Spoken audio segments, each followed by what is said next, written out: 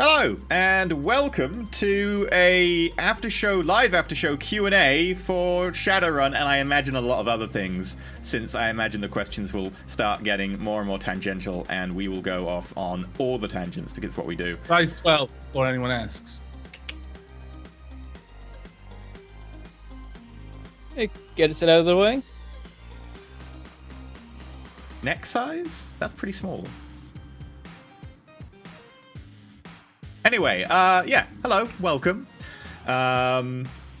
Feel free to ask loads of questions and so on. This is going to be a bit of a different episode since we finished Shadowrun and we don't know Maggie here today, so we decided to do effectively a live Q&A, as Q&As are kind of fun, and the after shows are normally kind of available to everyone after the end of a season, so we decided why not actually do it live today and actually have you ask questions and we can answer loads of stuff. I can show you the plot board. I want to see it. I've been waiting for so long. Yeah, we're gonna need a better way of doing this. Ow! I see Charles Kane. Met 2000 Argus. We're on that bit of the board. Which also I have actually just put them in a folder, and I'm writing a description for each little bit now of how I develop the plot, so they can be available to patrons at the correct tier. Which brings us nicely on to our Patreon. Bentham, do you want to pitch the Patreon today? Yep, Oh crap, it's my job now. Yep. Yeah, I do. Right, yes, we have a Patreon, and there are multiple tiers that you can sign up to, depending on how much disposable income you have and what sort of rewards you're interested in. So you can get MP3s of the shows. At the lowest one, you can watch the after shows that usually aren't broadcast live. Usually we record them after the shows and then upload them in a secret place on the YouTube channel and then link them to you. I think is how it works, right? I'll know soon enough. It's going to be my job soon. And you also get access to some, what do they call? You get the character sheets for us and sometimes some interesting enemies and things like that. Those are all the sort of the interesting main ones. And sometimes I hide pictures of my butt in the files. Nobody's called it out yet. I also sometimes hide pictures of Splat's butt in the files. That's how I know it's dependable. Is sometimes like I forget to do it. I'm like, shit, that's what I was supposed to do on Tuesday. Hide butt pictures in the Roll4It files. And Avic's like, I got you, dude. There you go. That's the $15 tier, right? Yeah, $15. I almost said butts, but bucks. Yeah. Yeah, 15 butts. That's how many there are. So yeah, and you can support us by the overall goals as well. Subscribing on Twitch, tipping bits into the Bit Cup, or tipping actual money if you want to do one-off tip. You can do that as well, and it helps support the show. It lets us do multiple days a week, etc. The whole spiel. And so we're going to be taking some questions. We'll keep an eye out in chat. I think the mods are also going to keep any awesome questions for them putting in a list for me. I can notice that we've got a couple there already. So, we should possibly start by reiterating the announcements we made in the Friday episode for those who haven't been. Okay, so very briefly, those of you who haven't seen the Friday episode, both Avak and Splat will be leaving in a few weeks. They both have stuff that they need to do outside of Roll4It, and Roll4It does take up a substantial amount of time, a lot more time than you see visibly most of the time, so I can totally get the feels for understanding why. So they will be leaving, we'll be finding some replacements in due order, but that faces all round. Wait, I cried from this I'm at the part. point in... Time to hit Mike. Why is Mike getting hit? What did he do? I don't know, he's just really violent towards Mike. I am. Gotcha. Don't ever bring your friend Mike around to E's place. It's just asking for drama. I gotta take up my rage somehow. Right. So, how did they get blowback? That was a subplot that was meant to be in the actual entire story arc.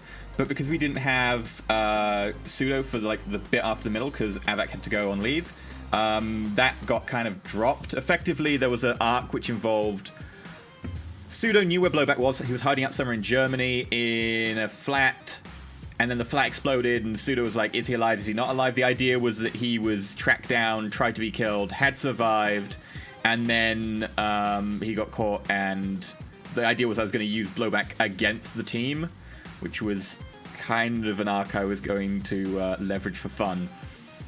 But I didn't get a chance. Pseudo would have been very sad. Yeah.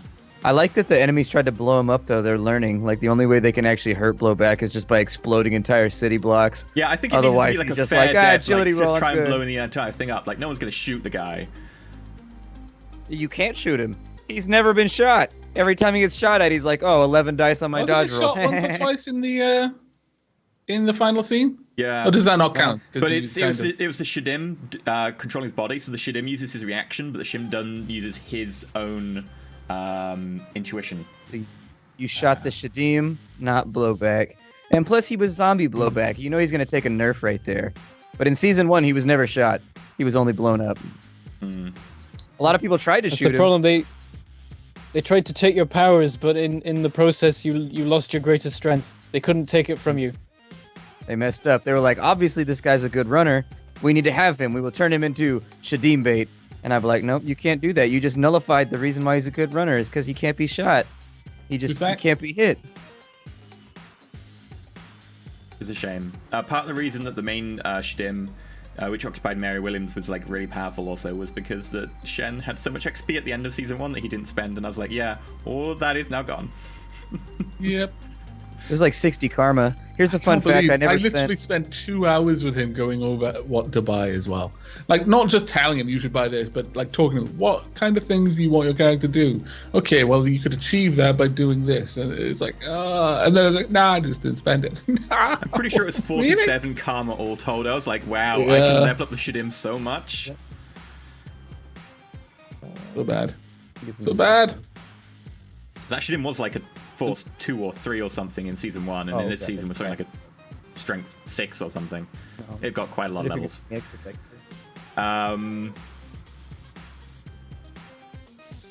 What else? You know, I never spent any of my Season 2 karma. Like, I'm sitting on like 30-something, 40-something karma. You were going to initiate, weren't you? So. Yeah, it was either initiating, but it's like I was either going to initiate or I was going to pump up my body by 2 points. And I wanted to do it like at the same time so that it actually felt like you got better. I just wanted to come back in one episode and everybody be like, damn, Tag's hella swole now. Like, take off my priest coat and be like, you been working out, bro? Like, yeah, dude, I've been getting swole. I've been out there getting them gains. You know, but like, I just never got around to it. Yeah. I always thought it was funny that in Season 2, Shen like saw himself as being like a fat orc, like out of shape and everything. And then we're like, no, dude, you have a body score of like 7. You're like ridiculously ripped. Like you are crazy, absurdly ripped. Like maybe he was ripped underneath the beer gut. Like you could be ripped underneath a beer gut. It's fine. You're strong fat. Yeah. He's the strong kind of fat. No. Except for a Family Guy, I forget. He like fights a fat kid or something like that. He's like, oh god, he's the strong kind of fat. He starts getting his ass kicked. Oh my god! Like one of my mates in secondary school was like that in rugby. And our tactic, anytime we came at our line, was always like, one of us would get on one leg, one on the other leg, one on each arm, and one person jump on his back, because there was no way of stopping him when he got momentum. Jump on his back in rugby? That's not allowed. Sure, this was secondary school rugby. Like, you could bend the rules a little bit. Jump on his back. It wasn't quite jumping on his back. Like, the guy was around his waist, like, hadn't actually got the legs properly. And he was just trying to get over the line with 5 people hanging on him. It was just ridiculous. Oh my god. Oh. We used to come up with weird plays like that, and we played sophomore football in high school, like in gym or whatever, and we do stuff like that too. It didn't matter if it was against the rules. Like we had one play we ran where like it was going to be a passing play, so everybody took off a shoe, and right when the quarterback threw the ball, we all threw a shoe at the other team, so that they couldn't track it. Then we were all shoeless though, so it's kind of like, well, it worked once, but. Of the last 3 shows you've been in together, what character was or is your favorite to play? Dax. It's got to be round robin, so we'll just pick an order. Well, mine was Dax because it's the only character I've played, so. Well, you get to play all the Does make NPC it characters easier. and everything Yeah, too. Like you can't take Little Raj out of the Like- equation. He's always the most Little fun. Raj was a lot of fun. That way, that said, Koslov was so much fun as well, because I always like keeping you on edge. Like, Koslov's a little bit crazy. Is he gonna fuck you, or is he gonna help you? You know, weirdly enough, I found that like I trusted Koslov for the most part because Koslov, it seemed like retribution was always due to you fucking him first. Like he didn't seem like the kind of guy that went out and like wasted an entire neighborhood's worth of people for no reason. It's because somebody messed with him first. And so I always figured with Koslov, I always felt safe because we never messed with him or his interest first, and so there was no reason for retaliation. Like I always felt like he was on the level. He was just crazy. Yeah, that's exactly how I was trying to get him across, so I'm glad that worked. But yeah, like, which character do you find the most fun to play? Anyone want to go first? I liked, I think, Brander the most. Maybe it was just because it was the first one I did, but I thought he was cool. Maybe Cooper will overtake him, but we'll wait till like the end of the series, and then I can sort of assess. He has to do something as badass as the flintlock. It'll be a difficult one to beat. Also, I kept hacking your legs off. Yeah, that's the thing. Well, I mean, you've done worse with Cooper. You've hacked his everything off. Like, you hacked his body off, and then gave him a robot body, and then hacked his head off and put a robot head on. To be fair, though, Carolinas was making Brander slowly more awesome. It's still cool to have a robot. Like, you could clunk around. I could have got, like, a cane and stuff. I was sort of using the chainsword as a cane for a while. Because that was fun. And you come in with like a clunk click as you go. Brander was pretty awesome, actually. I liked his million pistols as well. That was always fun. I mean, to put them on the table before we went into the governor's office and just be like, all right, here we go. So we got a bolt pistol, plasma pistol. We got 2 light stobers. I got a flintlock pistol. Here's a chainsword. Have I got anything? There's a knife somewhere. That was good. What about you, Splat? Either Stacks or Blowback, in all honesty. Probably Stacks, though. I think Stacks is the most fun. Yeah. Just because Stacks is one of those characters that, like, he's not serious. Like, he's just fun to play because, like, he doesn't give a shit about anything. Although, I like Blowback, too. Like, I like how Blowback always... I feel like, narrative-wise, Blowback was a better developed character who, like, developed more of his own, like, subplots, like, always being naked, like, his own memes. Like, he memed really, really well. Mm-hmm. And I don't think Stacks gotten to that level, but I like playing Stacks a lot. Okay. And I like the details, like you have those like nice black Italian shoes with the white like spats on the side. Those are your shooting shoes. Those are my killing a guy shoes. Yeah. What about you, Avak? It's a really hard thing to answer because for different reasons I like different characters. In terms of like plot development, Suda was by far the most developed plot-wise. He had the most well-woven backstory and developed personality. And although we didn't really get to see it much because by the time we did the second series where the whole stuff with the technomancers had been fixed, there was potential there for him to be very utilitarian. There was a lot of weird, hacking magic he could do, basically. But in the first season, we couldn't really do any of that because the stats were all kind of messed up. But in terms of, like, just fun, probably Ulysses, actually. Ulysses is really, really fun to play, especially because of the whole secret psyker thing that I've got going on with that. How he keeps managing to rescue people by just distracting the people around him. Yeah, go check on the seal. Are you sure? Yeah, the seal. Seal is absolutely terribly important. For them. Right, it's like, where's the body gone? Also, is it alive? And that was really cool. I've got to say, Psychers in Stars Without Numbers are ridiculously powerful. Like, if you start building up their different psychic trees, they become... It isn't even jack of all trades, masters of none. No, they're actually quite good at everything they do. Very quickly. So in terms of the being able to play and being able to think around problems, yeah, it's definitely Ulysses because he's got more use. I think Splat once said in Shadowrun that he really liked Tag because mages, there's never a time when you're not useful in some capacity. And yeah, that's definitely how Yugi feels. Even though he's not amazing at combat, despite the fact that a couple of times, like the few times he's been in combat, he's rolled really well, so it looks like he's amazing. but he's not particularly good in combat. But like because of his ability to teleport and things like that, he's actually quite a useful character. So yeah, it's hard. If we were also extending this to the very far beginnings of Roll4It, I would pick Malphas without hesitation. Malphas was by far the most fun character I had. But other ones that we've played with this crew, yeah. Yes, Yuli is the more fun to play. Is that just because you got to shoot Arumba through the neck with a bow? That was an accident. Sure. I totally didn't mean to do that. That was the best though. Oh man, no, it was totally how Malphas was this like. Yeah, I don't care about anything. Everything is on the cards because nothing cares about me. I'll just stab someone through the throat because they're inconvenient for me right now. But I've got this friend, Tulips, and we're really close friends, and it's awesome. And that the bromance between Tulips and Malphas was just perfect. That was amazing. I like that. That was rivaling Heresy Bros level bromance. True.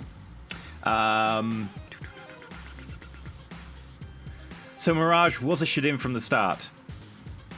Maybe not from the start, but Mirage has been a Shadem all the time he's been on camera, or as a foil for the bad guys, or the good guys, I guess. He's been a Shadem since he appeared in Season 1, and then through to when he got dropped somewhere between Season 1 and Season 2, after the project was shut down, because it's no longer useful. And then Celt became the body, because it was fresh. So... Who took Kaber and Pug after the last run? As Technology's Black Ops division, ran by Peter... what's his name? Peter Blake? Peter Blake, that's the one. And then the Shadim wanted them, so he handed them over. Who is Black Sun? Black Sun is a plot device from Season 1 where whenever Pseudo wasn't around, like, we couldn't do anything with hacking. And so, like, if Abbott got sick or, like, was out of town or whatever, we, like, couldn't play the game. Because really, it's hard to run a campaign in Shadowrun where the Matrix doesn't come into things. You always end up with the Matrix because everything's on a network. And so Black Sun was just, like, this NPC that was made to match up with one of the people in chat who's been supporting the channel for a while. And the point of the character was just you call him, and he was like, 500 new yen. And you give him 500 new yen, and he does whatever fucking tech thing you want him to do. You'd be like, oh, hack those lights over there. Okay, 500 new yen, thumbs up. Pretty much. And yeah, no, people have been asking, Black Sun is an AI. Yeah, I can confirm that. Explains why he always responded completely instantly. Pretty much. Well, I mean, if you've got a Decker hot simmed or like... And it was also why he was like, I don't want anything to do with Deus. No. Yep. No. Deus? No. No. He's like a baby AI compared to Deus. That's just scary. But how do you level up and become a real AI? By killing a real AI. See, these AIs, they lack initiative. They lack focus. They lack ambition. If I was a baby AI, I'd be like, someday, I'm going to fuck up that big AI, and then I will beat Deus. I will integrate him into my shit. That doesn't traditionally go very well.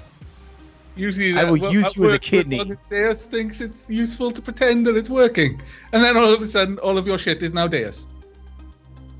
I mean, in a way, he's still integrated with me. What systems are your favorite to play or GM? Nephilim. Both. Nephilim is best system ever. We were talking about this before the stream even started. My favorite will always be like AD&D. Like, I love AD&D. Like, it's the system that introduced me to D&D. People always bitch and moan about THAC0 or whatever, but like I really, really enjoy the pre-version 3 versions of D&D. There's just something magical about them, and I don't know. Like, I feel like D&D lost a lot of its soul after 3rd edition and on up, where like it became streamlined and it became mass market, but there was something crunchy and like nice about old D&D systems from 1st edition to 3rd edition that I just liked a lot. And so I'd say probably the earlier editions of D&D from 1 to A&D or AD&D. I really like old D&D. It just feels magical to me, and I don't know why. Like, when I play AD&D, it makes me happy. That being said, I love Shadowrun. Shadowrun's a great system.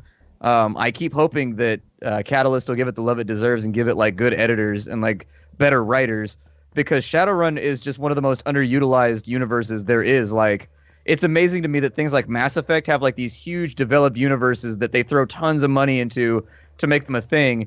And Shadowrun's been around since the early 80s. I was talking with an older guy at a game shop like a few weeks ago, and he's like, dude, I started playing Shadowrun like in the early 80s. Nobody fucking knows about it.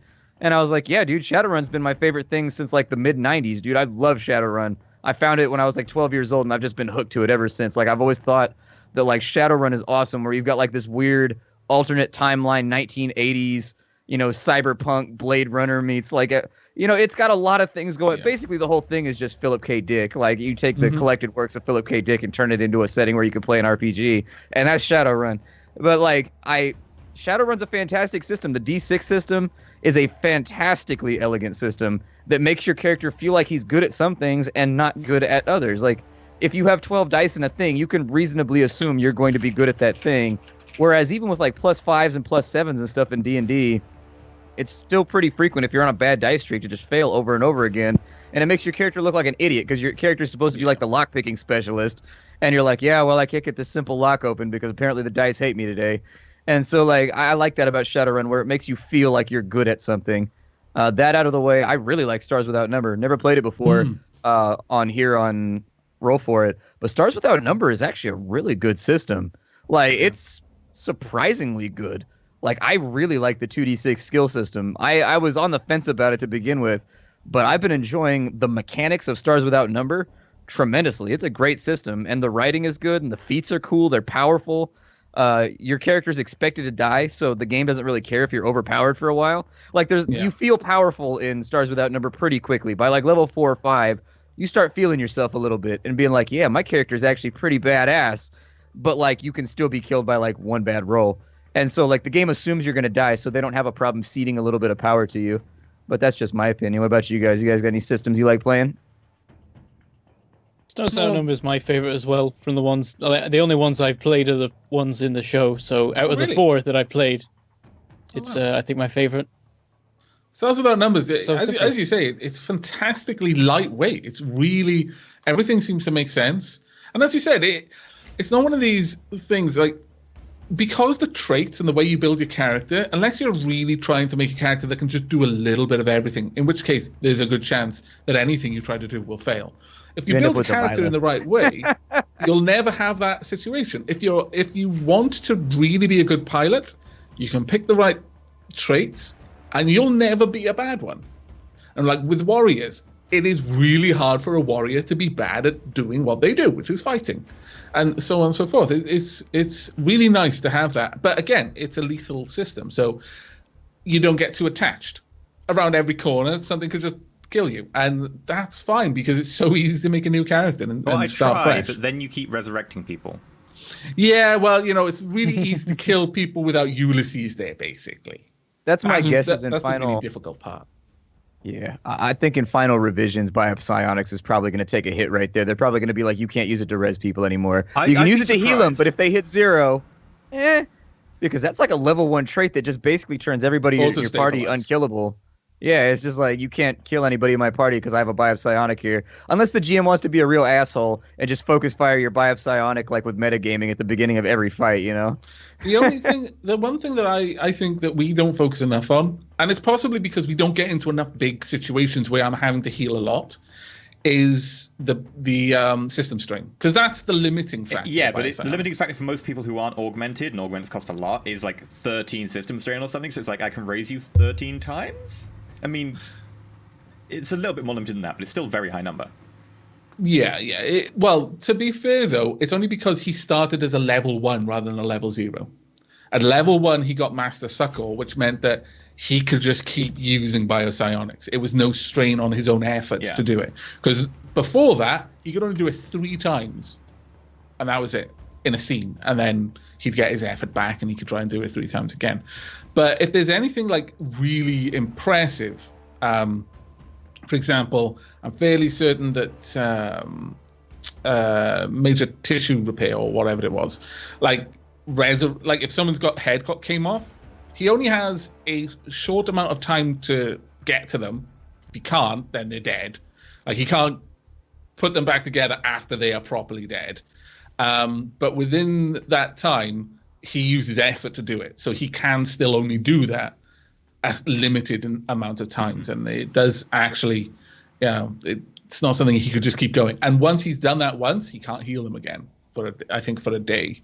He can't do any other kind of, if he's resurrected anyone from something grievous, like heavy weapons death, so shot by a ship cannon, or like decapitation, or they literally got sawed in half or something like that, he can do that and he can't do any further healing to them for however long. So there's a limit on that kind of resurrection. But stabilizing, he can just auto-stabilize people with his powers. But then that is possibly a little bit OTT. But if you manage to take them down to 0, it takes his turn to do it. So there's not much he can do but sit there as a heal bot at that point to try and keep them from dying every turn. I mean, for myself, I really like what Spat said about some games that have multiple dice system. It allows you to have, like, there's a very basic level. There's rules, and then there's the mechanics, which are below them for everyone at home. In terms of mechanics, multiple dice systems are great because they give you a bell curve of probability. So I'm probably going to be able to do this rather than, just one die, which is a flat probability all the way across. And I really like that. Like Splat said, it means that you know roughly what you can do and what you can't do, rather than saying, it's a flat die roll. We'll find out, which happens a lot. Like we saw a lot with Dark Heresy, is that everything that, especially at the beginning, is like, I've got 40 or 50 in a stat, still a coin flip, and I'm good at it at the beginning. Yeah.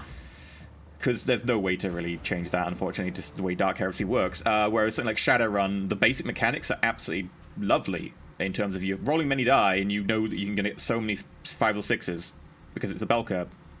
The problem is that the rules themselves on top of that are ridiculous, and the editing on top of that really doesn't help with Shadowrun. It's really confusing. It's atrocious. Yeah, no. 5th edition what is I always, worse. if I'm trying to explain with Shadowrun, like what the problem is, I always point them to the magic section, because like I'd be like, if you've never seen the editing in Shadowrun, go ahead and look at the section for counterspelling.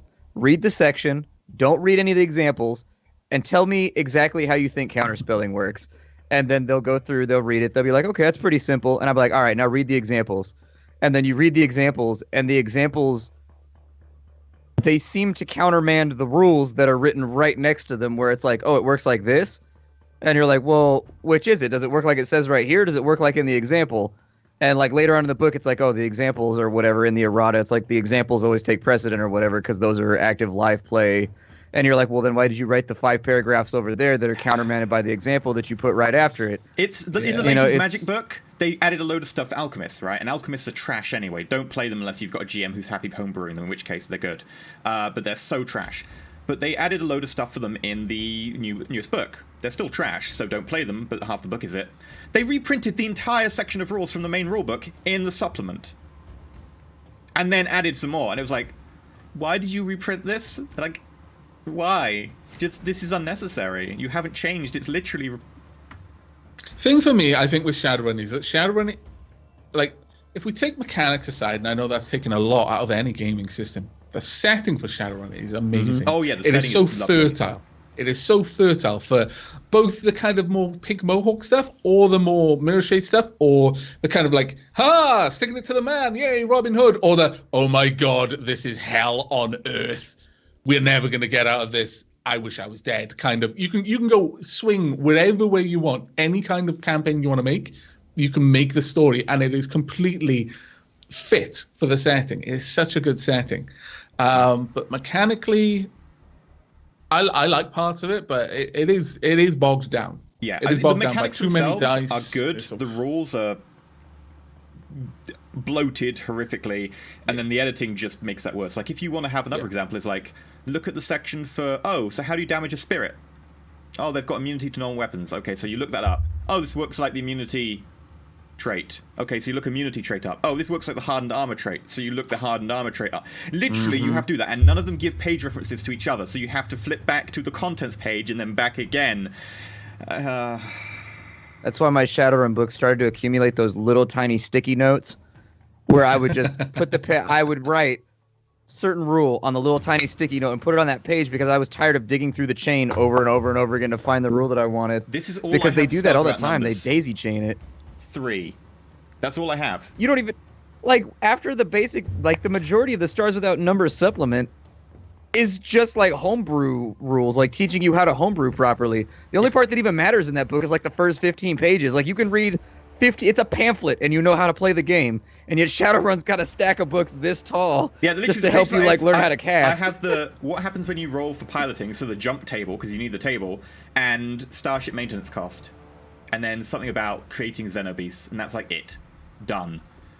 It's compared to Shadowrun, it's just so light to play, and I love the Shadowrun setting. I just think that the variety is amazing. I've heard, I played a Hound of the Baskervilles one, where I meant, like, another Shadowrun team were being assassinated by one of the team members using invisible hellhounds, which was mostly retribution for my mage in the group that I was GMing for, using invisibility every session. I was like, cool, if you do it, the bad guys will do it. So there are invisible hellhounds all around. I've done a mission, like, I did a boat mission, like the one you had, like, in Season 1. There's just so much variety you can do. The setting is truly fantastic. The rules themselves are trash, unfortunately, and that's sadly, I think, Catalyst, because I know that other places like Eclipse Phase have taken their license away from Catalyst because Catalyst were mishandling it. So, which is a shame. I dream as time goes by that someday Wizards or somebody will pick up Shadowrun. Like, just at some point, it'll go back to the writing from the F9, S9 days. Where, like, back when it was F9, S9 that was running the whole thing, it was like, go back, audience, go back and read, like, the second edition Shadowrun books and everything. And there's just, like, there's an ambiance and, like, a magic there that doesn't exist in the books anymore. Like, I have a full set of, like, random supplement books for, like, third edition and second edition. You can read them like novels. They're that entertaining. Like, they're teaching you to play the game, but it's like you're reading through just a short story, and it's great. The writing is so good. They've got one on the corporate takeovers and corporate bids and intercorp fighting in terms of monetary FASA, stuff. Sorry. I always thought there was a 9. No, it's logo. FASA. It looked like a 9 to me. But it, like you said, that's third edition, but it makes it sound so interesting. This is literally about companies like doing hostile takeovers and stuff. But it's so fascinating to read it because they have a writing style that's just beautiful and it's well edited, whereas currently they just don't do any editing. Or if they do edit, it's to take useful information out. Like, they took the cost out of the creature table out of the creature book. So you don't have any idea how much money a hamster costs. Or a wolf. Or a hellhound. It was in there, but the guy took it out because he's like, oh, this is unnecessary. I think Shadowrun's one of those back burner things for Catalyst. Like, they promote it, but in general, it seems like most of the stuff for Catalyst is like BattleTech type stuff. Yeah. Like, it seems like a lot of their miniature stuff takes precedent. It's kind of like expecting Black Library or whatever to make like a good game, like that's tabletop or what, because they're not going to do it because they're focused on miniatures and whatnot. Like, that's the feeling I've always gotten from Catalyst, is that, like, well, BattleTech is most important, Black but we'll do a Library Shadowrun wrote later. most of the Dark Heresy rules, which were then so screwed up that they had to license it out to Fantasy Flight. So, And then they took it away again. And then they took it away again because Fantasy Flight started producing their own miniatures, and Games Workshop can't handle it.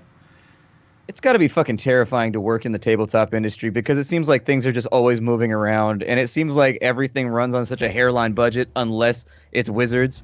Like, Wizards seems to be the only people that are just, like, making money just out of their ears. Everybody else always feels like they're on, like, these tiny budgets and just like, fuck, how are we going to get this done? Oh, God, we're, like, a week from losing our jobs. Yeah. Like, I mean, I really do love the D20 system that's involved in just the recent D&D, because it's just so simple. Like, it's maybe not my favorite system, but it is just a nice system to be like, cool, I just want to relax. That. Awesome. No brain power is needed. It's so simple. So, I really do like the 5th edition system. So, I don't know. I wouldn't be able to pick for myself, though. I'm one of these annoying people that would be like, I'm sorry, I can't say, it depends on my mood. There's so many good systems for different things. Pseudo, how's the arcology? It was enlightening. What color were your stripes? They were white. What does that mean for the people at home? Is this your subtle way of saying, I forgot what that means? No, I know exactly what that means. But it's not my place to really say. It's your character. I know Well, the exactly people at home should know, but it means that he was kind of more involved in the bad stuff than then is really excusable, and why it is the main reason why he spends so much of his time trying to repent. Basically, there were various different colors. He was an otaku, which means that through various machinations, he was willingly there. Though there was a little bit of peer pressure there, but he saw the very terrible things and didn't speak out to stop them. And in some cases, actively pursued them at the behest of his believed god. He was very devout and very spiritual, and that aspect of his personality remains. It's just, you put your faith in a false god, or maybe just a mean god, and yeah, some mean things happen. You can never really say, I didn't have a choice, because there's always a choice, and he knows there was always a choice, and he chose not to not do it, if that makes sense. But yeah, so there's various levels of involvement in the arcology. I think they go from blue, green to white. White were the more directly involved in the terrible things that the arcology do. Blue on people. Yes, basically. Like, he has intimate knowledge of the sounds of pain, someone says, when they're literally being nailed to a metal slab by weird nanite creatures, just fusing their flesh to the metal and having their eyeballs forcibly ripped out and replaced by ones that will control them. Or just, anything you imagine happened in the Animatrix when the machines got hold of humans, Pseudo probably has first-hand experience of doing it. And he was only a child when he was doing that. He was literally an otaku at the time, so he was very young. Pseudo went through some dark places and has spent most of his life since trying to scrub that sin from his soul, but not quite. And why is Pseudo wanted by God? Because Pseudo, as with many of the otaku, were willfully there and were found to be receptive, and their brains. I'm not sure exactly the process by which Deus selected them, but generally the skilled ones, and if they just kind of things fell into place, part of Deus was put inside, kind of woven into Pseudo's mind, with the idea that that's how Deus would leave the arcology. All of these people would leave, and their brains basically formed a network which comprised the entirety of Deus, with the idea of it coming back together, and then Deus would be out in the wild. And so that's why God wanted him, because he may or may not have a tiny part of a death god inside his brain. Yeah, so Deus really, really wanted him. Yes. I know some people have actually asked, Bentham, what about your character's backstory? Well, yeah, it ended up not really coming up in the story itself. I did have an idea for it. I mentioned this briefly in a post, in one of the threads on the subreddit, that it was supposed to come out in interactions with my contacts. But what happened was, I made all my contacts in London and not really be able to go anywhere but London. And he said that we were going to be going to London a bit, just a little bit. So we then left and went to Germany. I'm like, well, crap. Didn't think that through. So it ended up not coming up. But basically, one of the things was that the reason I was good at breaking and entering is because I work for a security company. And the idea was that at some point we'd be trying to break into some place, and I'd be like, oh, I know the guys who put this in. I'm just going to go ring them. I'd be like, yeah, hey, I'm just going to give you this address. Just, if I'll leave the line open. Oh, what's this? A random code has appeared. Oh, how convenient. I wonder if that happens to work in this keypad. That sort of thing. And he would use that to help break into things. But there was basically a twist of I was just writing this story and coming up with basically how his family works and stuff. And I came up with this particular plot point. Yeah, that'll be cool. And then I thought, wait, this will have the perfect reveal moment. The only thing was that it relied on us finding out one way or another that Pseudo contained a part of Deus, and then Pseudo left, so that sort of messed up. Dope. So it all went wrong in terms of the reveals. But the idea is, of course, that I'm pretty old. I'll tell you his birthday. Hang on, I'll bring his birthday up. I can't. I think it was the 21st of February 2017. I made his birthday the day of the first show because it was the perfect opportunity. And so because the show, I think, started on like February the 21st, 2077. That was his 60th birthday, the day of the first mission. Oh. But yeah, that meant his parents were fairly old, but they had died at some point in the past. And they had died about 12 years earlier 13 years earlier in 2064, which was the day of Matrix Crash 2.0. They died in a train crash because the Matrix imploded and everything stopped working and planes dropped out of the sky and trains came off the rails and the train that my parents were on came off its rails and they were on their way to see me as well. Oh. Yeah, I'd nearly died in a particularly dangerous but lucrative run.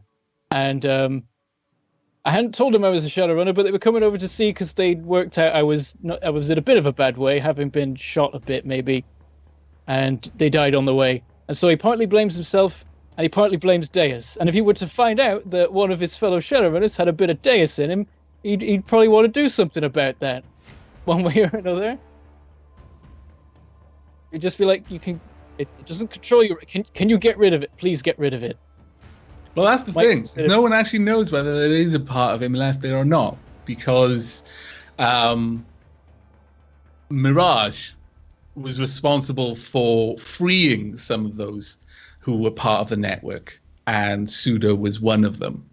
And so through various esoteric means, Mirage possibly maybe rewired the brain to remove the Deus elements. Maybe scrambled it and then tried to put it back together so it was mostly intact. But who knows what's still there? That was the big question, why God wanted Pseudo mostly alive. It's because they wanted to be able to poke around and to see if there was any Deus still there.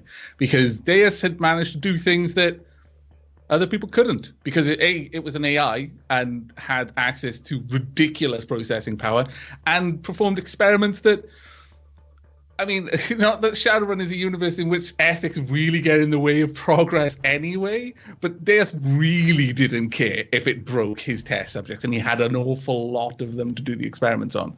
So, like, Deus was making otaku, which is something that a lot of the megacorps really wanted to know how to do. And so, you know, there's all of these questions. Like, God didn't necessarily know, was Pseudo an otaku beforehand? It's really uncommon for otakus to become technomancers. Like, that was, in and of itself, technomancers are uncommon. And on top of that, a technomancer that was a technomancer from an otaku is even more uncommon. So it was like, well, was that a result of Deus meddling? Or was it perhaps a result of Mirage meddling to try and undo Deus? And lots of questions were there. Even Pseudo doesn't know. He's walking around with this constant fear that maybe I am actually part evil cyber god. Deadbolt would have a very tough time living with the knowledge that he was working with someone that may just be, you know, the conscious, like, functioning component of a half god that basically killed his parents. That would have been such an awesome reveal in the show. Oh my god, I'm so disappointed we never got there. That is such a shame. That would have genuinely been amazing. Also, it means that What also happened? Deadbolt's parents aren't David and Beatrice. There was that theory, wasn't there? Yeah. Oh man. One way or another, someone in the team would have killed my parents. Yeah, there was another bit to it as well. Of the day that they died was the day that he quit Shadowrunning for the first time round, and then he came back to it 10 years later. And changed his name in the process. Because the thing is that the day of Matrix Crash 2.0 is probably the best day ever to fake your own death if you're a Shadowrunner. And so it was very easy for him to drop off the grid and just pretend like he'd been in some crash-related accident. And so when he came back, he did change his name. But, you know, it had been long enough and he liked his old name, so he did keep it a little bit similar. And so he made, like, people would probably have noticed after a while that he bears some resemblance to this guy they used to know. He was really fast and he was good with locks. I think he was called something like Bolt. And so yeah, did literally just be like, I'm called Bolt, I faked my death, let's be Deadbolt the next time round. That's fantastic. That's almost as convoluted as Deadpool. That's fantastic. I like it. What are each of your favorite roleplay archetypes to play and why?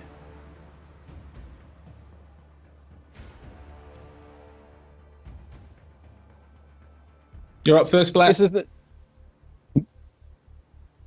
Depends on the system, really. I don't know. In D&D, I tend to play clerics a lot. I really like, in all games, I prefer healers and casters that still get to wear heavy armor. Like, I'm very much like a plate mail heavy armor guy just for the aesthetic of it. Like, I like the whole just like knight in a carapace look. It's not even for the stat bonuses or anything like that. Like, I just very much like the way that plate mail and scale mail and stuff like that look in real life. And so aesthetically, it makes me happy. In D&D and like, Dragon Age and kind of medieval settings, I always like the cleric, Templar type characters. I especially enjoy playing like, well, not in Dragon Age Templars, but you get what I mean, like holy warrior type deals. I like paladins in D&D just because paladins allow you to troll the group really, really hard. Like, and the thing is, like, too many people nowadays, I think that lawful stupid is too common nowadays, where like, it's become like a trope of paladins, and I think that's why people don't play them too much anymore. It's like, paladin's such a buzzkill to the fun of the group. Don't play a paladin. And it's like, well, no, you don't have to be lawful stupid. Like, you can play a paladin that's like, I disagree with the way that you're doing this, but at the same time, it does get the job done, and ultimately the long-term effect is good.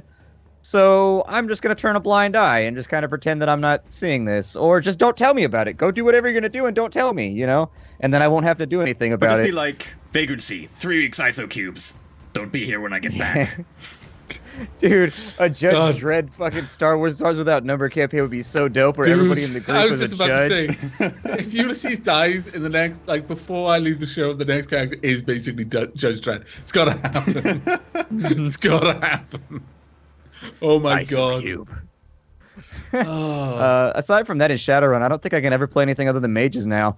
Having unlocked the magic, pun intended, obviously, having unlocked the magic of mages in Shadowrun, they're just Swiss Army knives. Like, they're so good.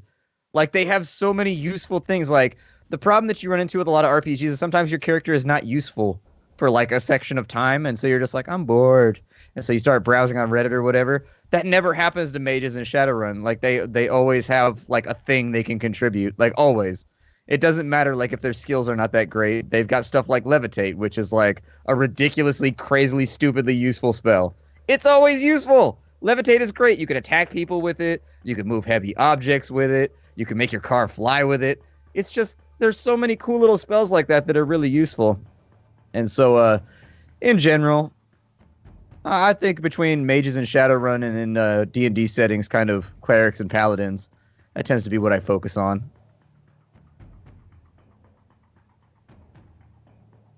Yeah. I mean, like I said, it's very similar with Ulysses and the psychics in Stars Without Numbers. They're just so utilitarian. You can do so many things with them. With very, like a truly trained psychic, that is. Not just a partial psychic. Because they're cool, they can have an element, like you could have a warrior with biopsionics, but they'll only be able to be a biopsionic. And also that's going to really slow down their progression, because for those who aren't aware, when a psychic levels up, they have to spend at least some of their points on psychic abilities. They have to. So if you were a warrior and you wanted to spend a lot of things on a level up, because once you get to a certain point, things cost a lot to level up, more than one level's worth of skill points. You can't do it. You have to pay and upgrade your psionics first. But when you're a trained psionic, you get access to the whole skill tree. You can just pick up new abilities whenever you want. Like, for example, the assassin rule, that is so abusable as a psychic. Oh my lord. If you get telepathy up to, I think, level 2, you can use something which will suppress cognition. It basically makes someone incapable of thinking about a thing. Like, I could, I don't know, say, you cannot think about checking behind you. And that thought will never occur to that person. While that cognition, that whole cluster of neurons will never fire in sequence. They will never get the thought to look behind. And then if you've also unlocked the teleport tree, you teleport behind them. If you've got a melee weapon, you wait 1 minute, then you insta-kill them without having to do anything. without having to be violent about it at all. You're just like, don't look behind yourself. Okay, I'm just going to keep looking forward. I'm not even going to think about looking behind myself. Why would I want to look? I don't even know why I'm thinking about looking behind myself. I'm not thinking about looking behind myself. I'm looking forward. That's all I want to do. That's all I can do. It's the only thing that's entering my mind. And all of a sudden, stabbed in the back, instant dead. So abusable. I still think my cunning plan of being able to like con an entire like civilization is better if you've got the bio tree. Because if you've got the bio but that's tree, the long con. That's like the Sawyer from Lost long con. True, but right, the long con is if you have bio psionic tree at like tier 4, you get the ability to put tumors into people. Only three. Okay, you can put tumors into people, which are deadly to anyone who's not on a tier 4 world, effectively. So you go to a tier 3 world. You just go, hi, nice to meet you, shake some hands of rich people. You give them long-term tumors, and then you set up as, like, you know, a medic with, like, your ability to cure any disease. And then these people go, I've tried to survive any other way. Give me some healing, I will pay you all my money. And you go, okay, cool, healed. That sounds like a plot line. Like 2 psychers get together. One of them gives people tumors by acting as an emissary or something like that. The second psycher sets up as like the doctor who like, oh my God, he's a miracle herbalist on our primitive world. He's the only one that can fix the malady, the curse that ails our people now. Nobody knows that the other guy's doing it, but they're working together. That sounds like a pretty good Shadowrun right there where you got to figure it out as the group and be like, these motherfuckers, they're the ones doing it. Let's kill them. And they're like, oh shit, it fell apart. And then they try to run away with all their money. But it is so abusable. You can do so many crazy things, and it is actually genuinely just bonkers, this sort of stuff. And the other one is that you can perfectly mimic someone at the level 3 where you gain the ability to basically overload their system to cause tumors. You can just straight up do damage and also cause tumors. It's really obvious, though. Like, the cancerous tumors is just erupting on their face or something. But the other one, if you choose not to cause any damage at all, you place the tumors really subtly inside them. So much so that you need tech level 4 to be able to discover it. So if you're on a TL3 world, they're never going to know. They have a predefined number of months before they die. And so, you know, that's the way you'd be able to do it, because no one would realize it was coming from you. But at the same level, you've also got an ability to just metamorph. And if you can see anyone and observe them, you can change your physical appearance to be like them. Like, fully, no one could tell the difference. Even if they're like a large man with crab hands, you know, massive pincers, you can actually make the massive pincers. And then you've got these melee weapons, or the carapace, whatever you want to do. But if you can get their DNA, you literally change your DNA to them. You are indistinguishable on a DNA level from that person. And then you teleport behind them, bump them in the head, and steal their clothes, because you need their clothes still. Yes, and their motorcycle.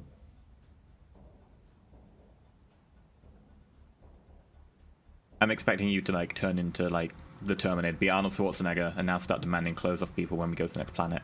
Well, once you get to metamorph, you could just do that willingly. It's like, I've decided that there's this really small space, and we need someone who can just like fit into really compact. Cooper, because you can do it to willing people as well. You just kind of put your hand on them and change their DNA. Yeah, that wouldn't work. Why not? Where did you get the DNA from? No. You can choose to do it. Like it doesn't need to be DNA. You can literally just say, yeah, I'm going to make you smaller. Oh, you can. As long as it's within 50% of their mass, bigger or smaller. Can you use it on non-living objects though? Because I think you need metapsionic to be able to do that. No. Oh, that's right. Yeah, of course. He is. Yeah, that wouldn't work on him. Without metapsionics. You could get it, synthetic adaption. Then you could. It's like, Cooper, I've now made you a battle bot. So the metapsionics biopsionics combo is quite crazy. Of like, now all the things I can do, I can also just do to robots, because sure. Yeah. It's a nice balancing factor in the rules to be able to be like, yeah, robot PCs aren't terrible now. Yes. BattleBots would have been a lot more interesting if they just banned wedges.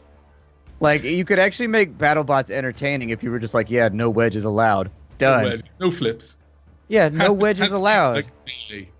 Yeah, it has to be an actual BattleBot instead of a stupid fucking little triangle on a wheel that just comes over and knocks you over. Yeah, it's like, dude, in real BattleBots. life, the simplest organisms tend to be the most effective.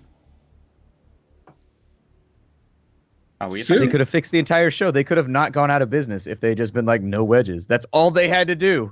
But speaking about Judge Dredd, I've now got this quest. If I can, before I leave the show, get to the level I need to be, also get meta psionics, I am going to turn Cooper into the war robot from Judge Dredd. It's absolutely going to be happening. He's going to have the massive jaw and everything. It's going to be great. Favorite PC that you didn't play, or favorite NPC, and/or I guess maybe. Oh, did we answer the original question? There was an original question that we went totally tangential on. I don't even remember what the original question was. We were talking about favorite characters to play. I said... We got through Splat and Havoc.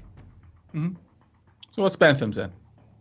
I quite like Stealth after playing Deadbolts and getting to have some fun with that. I like doing stealth stuff because I've not done that with any of the other ones, and it was really fun, especially because it sort of turned on its head the previous kind of thing that was done with Shadowrun of jump in with guns. It's like, no, this time I get to be sneaky. I get a chameleon suit and I hide in corners and tase people. And unlock locks and stuff. Oh, tase people! I thought you said taste people. I thought he said taste people too. I was like, ooh, Bentham with the jokes. Wow. What? I don't know if the stealth is that is it, people. We've Once you get to revealed that that Bentham will point, be playing a vampire in a future game. Stealth vampire. Stealth vampire in Shadowrun, that'll be the best. Oh dear. I guess that leaves me. My archetype, I don't know. I've only played the one character recently, but I end up having to play the charisma role. Because apparently I'm good at fast talking sometimes. But Unless it's to farmers. Yeah. Yeah, resistant. The thing is on that, I completely missed the part where the farmer's like, yeah, cool, this is fine, you can go now. I missed that part completely. I guess maybe Skype bugged out, and that's where it went downhill. Like, I thought we were done. I thought we were like, oh shit, we've got to do something. But I don't know, I'd quite like to, like, my backup character for that was a HP sync barbarian. So I think that I have to admit, like, the spells are kind of fun. I like to play glass cannon builds generally. The spells are really fun. And I tend to play high AC, low HP characters. Just because apparently I do. But I'd like to also break out occasionally if I get the chance. But I'm perfectly happy playing glass cannon-y, wizardy, charisma-y characters quite often.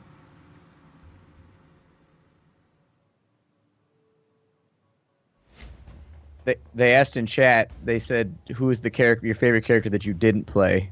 Yeah. I'd have to say Caber. Like, the entire season 1 was basically us cleaning up after Caber. Like, if you think about most of the plot lines, they wouldn't have happened if Caber hadn't been there. Like, if you gave... Like, Caber would have a simple set of objectives. You'd be like, Caber, go talk to this guy. That's it! Just go talk to him. And somewhere along the way, Caber would be like, well, let me hide something over here, and let me set up some complex plan so that I can go talk to this guy. And I'd be like, dude, he's in the bar right now. And then Caber's like, no, fuck that, I'm a Shadowrunner. This has to be as complicated as possible. And so, like, in the middle of the conversation, he'd be like, how many ways can I try to manipulate this with influence? And there'd be a bunch of fallout. He'd fuck up our reputation with, like, everybody involved. And then, like, it would send an entire like, that entire first season. He would also get punched. You watch, he would get punched every time. Yeah, every time. The entire first season was us just cleaning up after him, like, 90% of the time. Like, the whole reason go wrong because of Caber, we'd have to fix it. I mean, they were going into the lion's den, to be fair, so it was a 50-50 chance they'd get out again anyway. But it's like, yeah, just drive down there. You've got a reason to be here. Like, we've fabricated a reason for you to go in. It's like, you are the face. You are the talkie-talkie guy. Go up to the guys at the gate. Talkie-talk. Get inside. Do your stuff. Talkie-talk out. It's like, no, I'm going to drive through the gate at maximum speed. Okay, Caber, what's your driving skill? You can't even drive. Look, 0. Okay, roll reaction -2. You can't even drive. Why? Oh, that was so funny. Critical so glitch. Funny. Okay, you hit the gatehouse. You flip the van off the edge of the bridge. Take but a no, million I'm points of totally with damage. Splat on that. Totally with Splat on that. That was glorious. If we are including the very first Roll4It season, and I know, you know, obviously Splat and Bentham weren't there for that, but I will definitely say 100%. Tulips is amazing. Even the name Tulip is amazing. My favorite bit of that, though, was Tubes went in to talk to someone at effectively what was like a brothel. And he went in to talk to them, and they were like, oh, are you here to audition? He was like, yes? And I was like, okay, she asks you to get up on stage and demonstrate, and he was like, okay, I do a striptease, and it's really awkward. And then afterwards he's like, oh, by the way, we just want this information. It's like... Oh, that was so good. I loved everything about that. Tulips was awesome. The fan art was amazing. Chat has mentioned there is fan art of that. It was effectively Tulips, like, with a well-placed smoke cloud from a cigarette. Find it. Where is it? I've got it on my hard drive somewhere from the original Roll4It.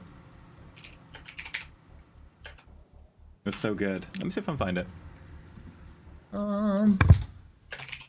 But while you're looking, what were your favorite characters or NPCs, EE?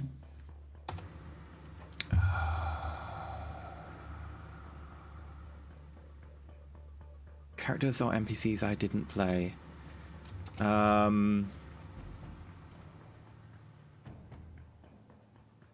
know what? I liked all of them loads because they all gave me different things and foils that I could use.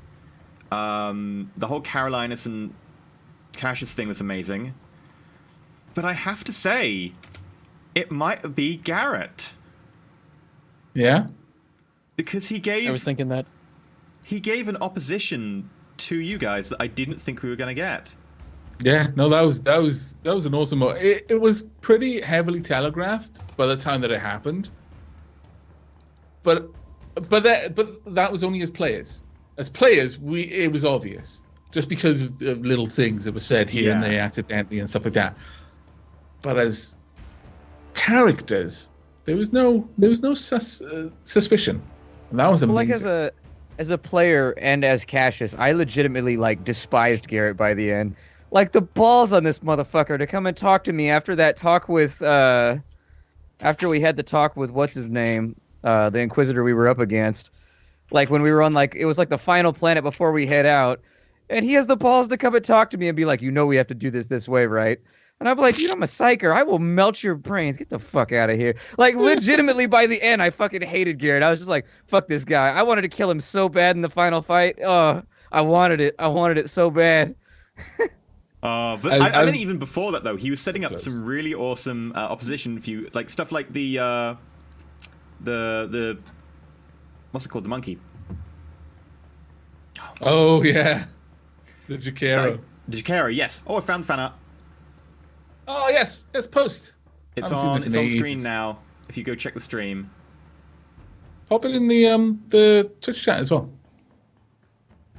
It's a local file, not on the internet, so right, in Twitch chat. Tinmin did so well with that. But that was just an amazing moment. Tinmin's fan art for that was like that is on point. That is as classy as you can get while also being somewhat raunchy.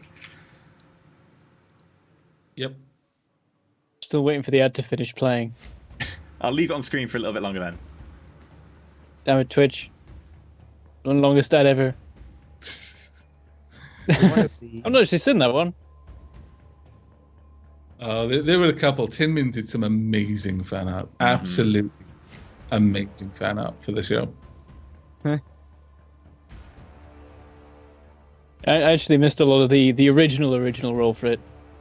I definitely remember the first episode, though. That was good. The arrow through the neck of Aramil, the house burning down while everyone argued. That was good. That was really funny. I liked it. It started as it meant to go on. I think in terms of my favorites, are you doing EE or have you got any more? No, I'm good. Yeah, I think my favorites is it goes back to Dark Heresy. Well, if it's between Garrett for all the same reasons, and also Caroline is just because he was an amazing walking tank, badass, crazy person, and it was awesome. I gotta say, probably one of the most badass moments was literally tamping the grenade. Just like, grenade! Fell on it. Boom! Got up, just his palms slightly smoldering. He didn't even fall on it. He just like put his hands over it like a cup. That's and why it was just like... don't worry, guys. Boom! That was good. That was so good. That said, also I will have to draw that at some point. off. I will have to draw that at some point. What happened to Raj and Bob? Raj is still alive, happily doing sales and fixing cars up, etc. Which one's Bob? Bob's the drug addict. Oh yeah. The fucking annoying drug addict who became like a criminal cartel kingpin. Oh, he owns like 2 city blocks now. Well, he doesn't own them, but he runs them effectively now. Which is weird because he couldn't even make a walk roll when we first met him. I was like, Jesus, man, get yourself cleaned up. You're a mess. But you Go did, to rehab, you did clean out an Jesus. entire drug lab and killed the guys that were like, yeah, you can have this now. And I was like, All right. okay, recurring character. Oh. He never really massively came across, did he? Because it was mostly that prior session that we were practicing, and then from then on, you only ever saw him in passing. But he was just kind of a legend behind the scenes. That's the thing. As a viewer at the time, the perspective was that something had happened with this guy. God knows what, but he had some sort of reputation. And every time he turned up, it's like, oh God, no, run away. Just don't even, just leave him alone. It's because every situation that involves him turns into a clusterfuck. Like, it's just like if Bob's around, all of your rolls go wrong, nothing works. Like, we spent for the practice run the better part of like 20 minutes just trying to hold him down, and he was like a squidgy little slug eel that you couldn't get a hold of. You got like Pug can't hold on to him, even though Pug's got like 1 trillion strength. He's like trying to hold on to this little fucker, and he just keeps getting loose and like breaking shit and like dropping grenades on accident and blowing stuff up and just being an idiot. You're like, God, you're the worst. Get the hell out of here. I just want to shoot you. So good. Oh. But yeah, basically he was effectively massively stoned out of his mind all the time. That was basically his character. He's like, well, I could help you, but I'm a little bit just right now. I'm really busy. Things, stuff like that all the time. So he wasn't a particularly useful NPC to have around.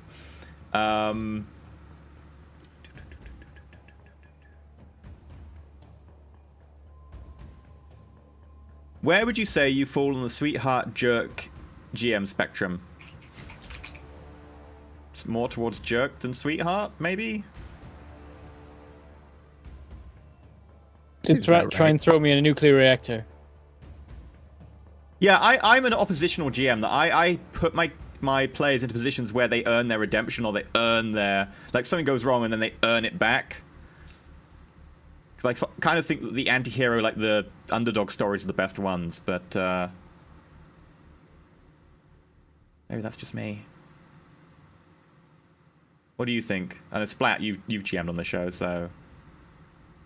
GMing's kind of weird, because you got to find the right spot. It took me probably, I think, good month and a half to really, like, figure out what I wanted to do as a GM.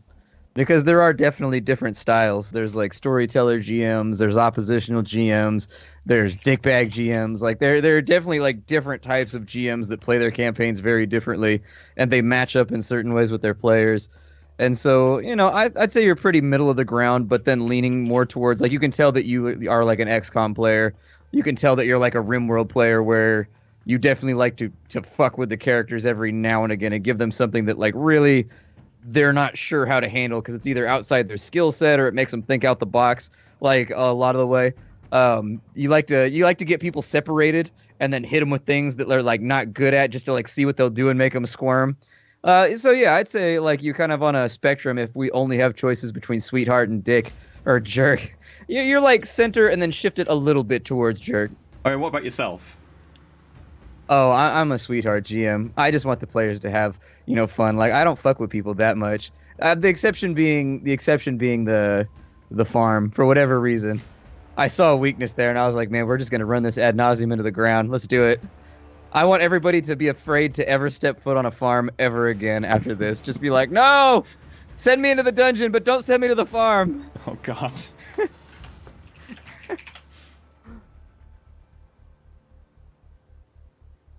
Someone said, I don't think he considered the Matrix in the final fight of Season 2. No, that's because Shadim don't really consider the Matrix. That's their one downside, is they aren't beings that are particularly used to the Matrix. So they were always going to have that as a sore spot. It just ended up with Jade in a position to hack people, and none of them passed their rolls to see what she was doing, so people's guns got disabled, and that's fine. They played the thing smart. So that's that question. The final fight, if your players play something smart, let them play it smart. If they legit do something smart and, you know, you put a reasonable roll in to see, oh, Do they know what they're doing? And they fail it, then, cool. Players play something smart. Reward them for it. And so it was fine. Like, I'm perfectly happy that the last fight was relatively easy for the players because Jade managed to disable all the guns. If people play smart... Yeah, because we were in a world of shit. If it hadn't happened, like, that autocannon was going to be... It was going to be bad. We all lived through Season 1 when the autocannon was on our side. That Panther does not fuck around. Someone did survive a shot with the autocannon, didn't they? Was it Caber or someone? In the final fight, like, Pug got told to shoot Caber or something. Someone got shot with it. Pug got told to shoot himself several times, and he did. Oh, okay, yeah. But Pug, if anybody was going to survive it, him and his, like, .05 essence or whatever it was, he'd be fine with all that dermal armor and everything else. Yeah, just saying pleasure stuff, yeah. Someone's saying I only kill NPCs. What? Carolinus, Brander had to burn Fate like several times. Someone had to burn Essence in SR1. Stars about numbers. Several people have effectively died and only been brought back. You really tried to kill people in yeah, but you really tried to kill people in Stars Without Numbers, but the viewers weren't having it.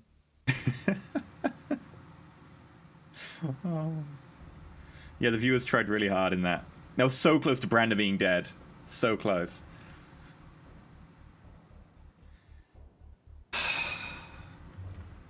Splat only kills NPCs.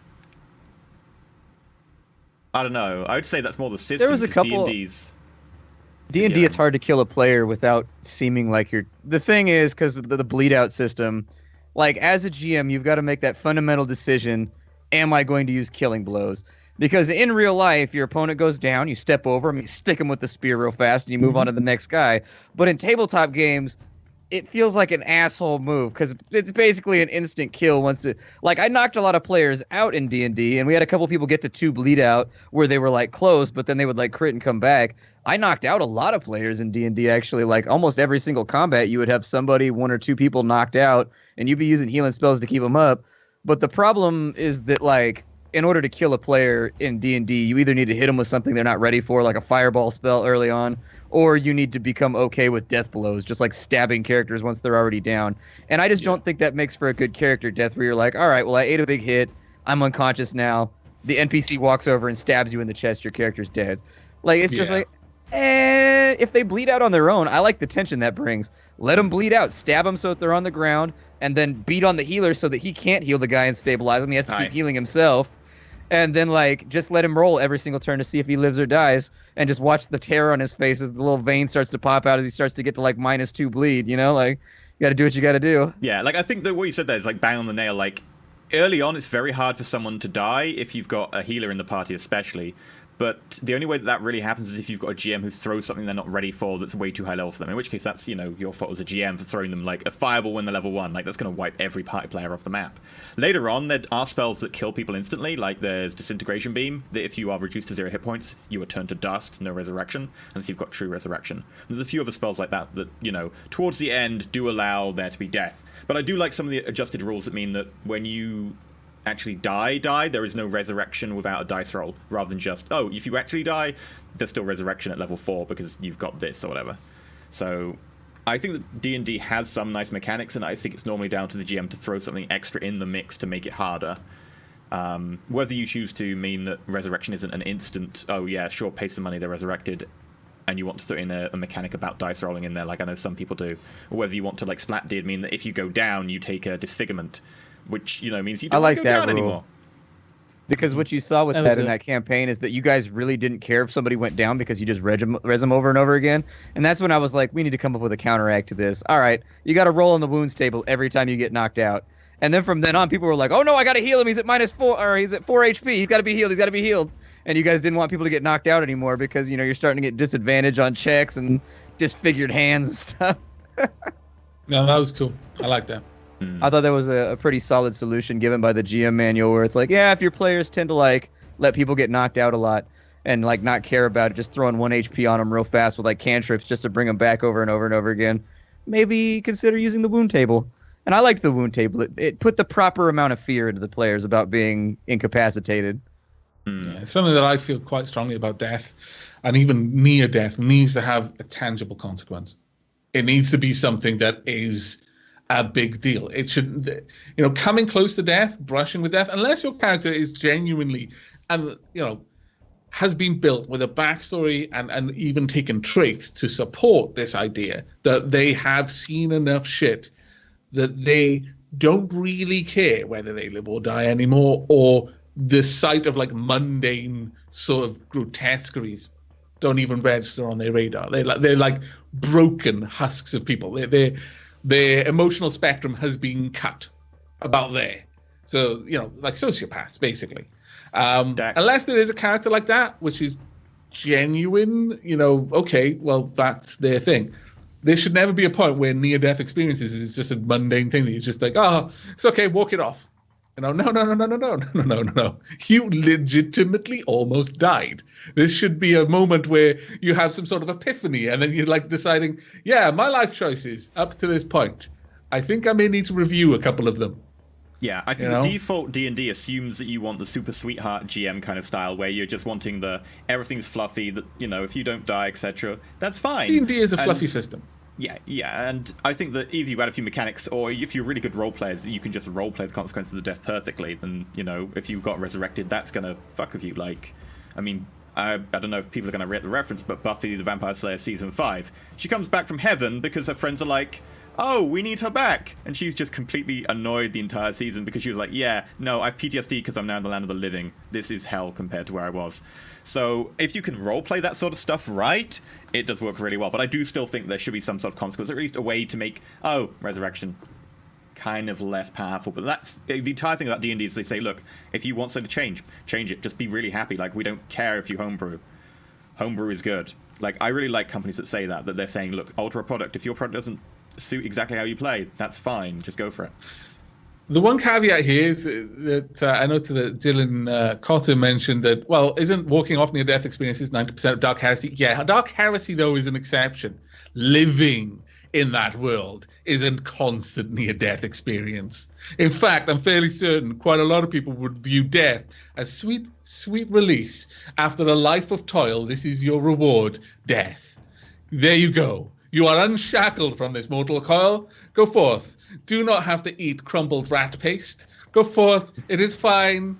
You are embraced. I think there's a narrow line there in Dark Heresy that's important, which is that while everyone is kind of like, constant drudgery, your character's meant to be just slightly higher, so you make the people feel like badasses, despite the fact that everyone is still, like, horrifically oppressed. So that when you were running around a space station fighting Dark Eldar, you were still the badasses compared to, say, the Imperial Guard who were stationed there, because they were all pinned to crosses and walls and had their limbs separated, and Splat gave them a heart attack by raising the helmet of one of the people who'd been torturing them for days.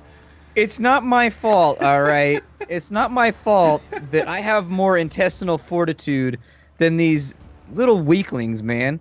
Just these draftees, dude. They pick them up and they put them on a space station. The light of the Emperor is supposed to be reinforcing their bowels. And then the first time they see an enemy, they just shit all over themselves. If they have a heart attack from seeing the enemy, then they deserve what they get. They don't deserve the Emperor's embrace any longer. Had been on the black ships.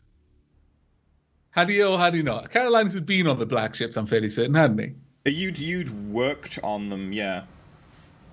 And had Cassius been on there? Oh yeah, he was astro-telepathic, formerly trained. So he was on the torture ships and everything. Both of them had been to the dark place. Even with the Imperium, there is a dark place. And Carolinus had lived there. That's where his family grew up. Like although it never really came up, like he was basically a bad omen. Like other spacefaring people, other Voidborn would regard him as like, no, don't want anything. They might deal with him, but only just to get him to go away faster than it would take to argue with him to go get away from it, because he was an embodiment of something sinister from having lived there's on two a different dark types of black ships. There's the black ships which connect psychers, and there's black ships which are ships that have a bad curse, bad history. But yes. I think you've done both as well. So yeah, I've done both, and that's the way I wrapped it up. Is that it was like particularly bad. This is like the bad, for people bad place. That don't understand what black ships are in Warhammer 40k. So the black ships fly around the human Imperium, and every single planet owes a tithe of psychers. Like you have to, based on your population, the job of the government there is to find X percentage amount of psychers per like millennia or whatever, and then give them to the black ships. The black ships is then like if you've ever played Mass Effect 2 and you've seen the torture facility that they sent Jack to, or if you've ever seen, essentially the black ships are giant torture facilities where they poke you with a stick if you're a psyker until they find out that you're too powerful and then they kill you, or you're not powerful enough and they kill you. If you're right in the sweet spot in the middle where you're powerful enough to be useful but not too powerful to be controlled, they keep you alive. And that's the sweet spot where we torture you for 20 years until we hone your abilities, and then we send you back out so everybody in the Imperium hates you and distrusts you and doesn't like you. Alternatively, we send you to the Golden Throne to be fed. Yeah, those are people who aren't easily trainable or whose power isn't really worth training but still have power. Those are the people that go there. And they just when they kill you, they feed you to the beacon. They feed you to the, I forget the name of it, the big warp gate thing. Astronomicon. Yeah, they feed you to the Astronomicon. Yeah. I thought that there were like people who there were like psychers maintaining that though, not that you just like got fed to it.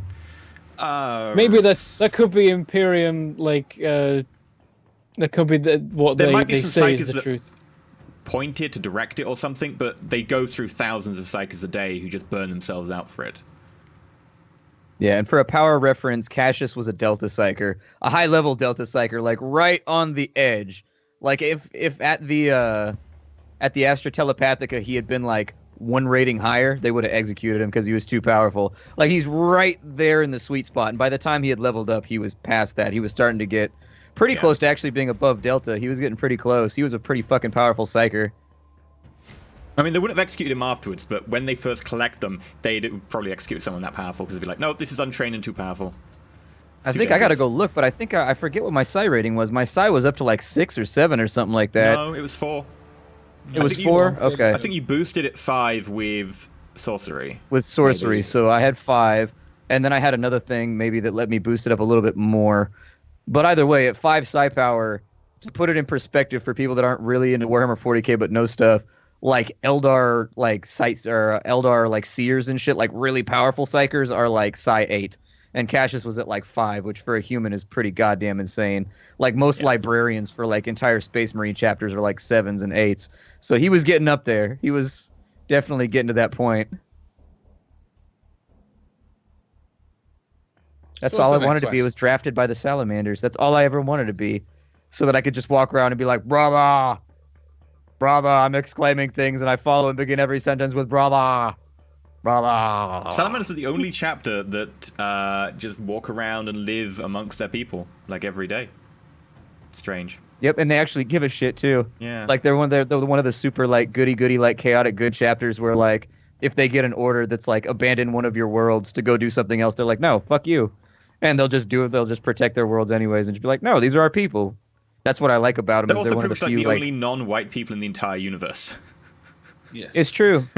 It's true. They actually used to be actual like black people, and then for whatever reason, I'm not really sure why, they turned them into like super pitch black skin with like glowing red eyes, where they were just like, I don't know. I liked them better in the old iteration. It added like, it made the universe feel like more diverse, which they don't do very much in like 40k, weirdly enough, considering how many worlds are involved in it.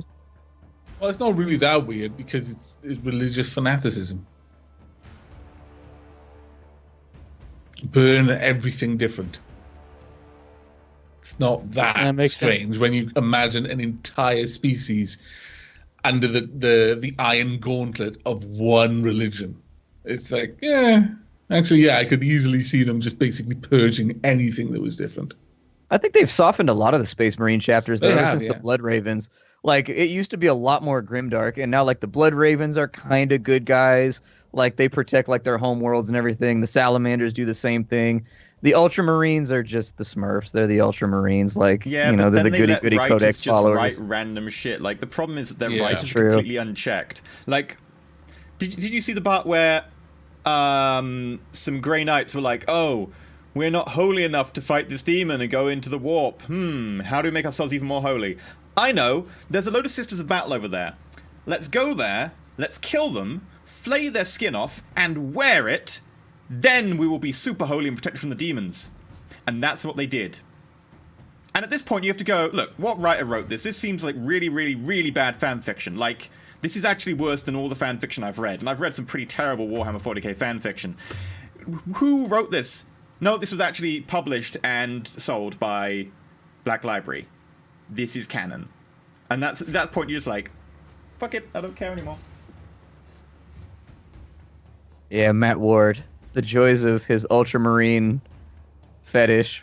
It's either them or the... I'm glad you what called it it is a with that fetish, guy. because that is literally what it is. Yeah. I don't know what it is with that guy in fucking ultramarines, man. Like, at this point, it's like, why bother doing anything? The ultramarines are just gonna fucking fix it anyways. Rowboat Girly Man will show up and just be like, all other chapters are inferior. Ultramarines will solve your problems. Fuck the ultramarines. There's way better chapters. I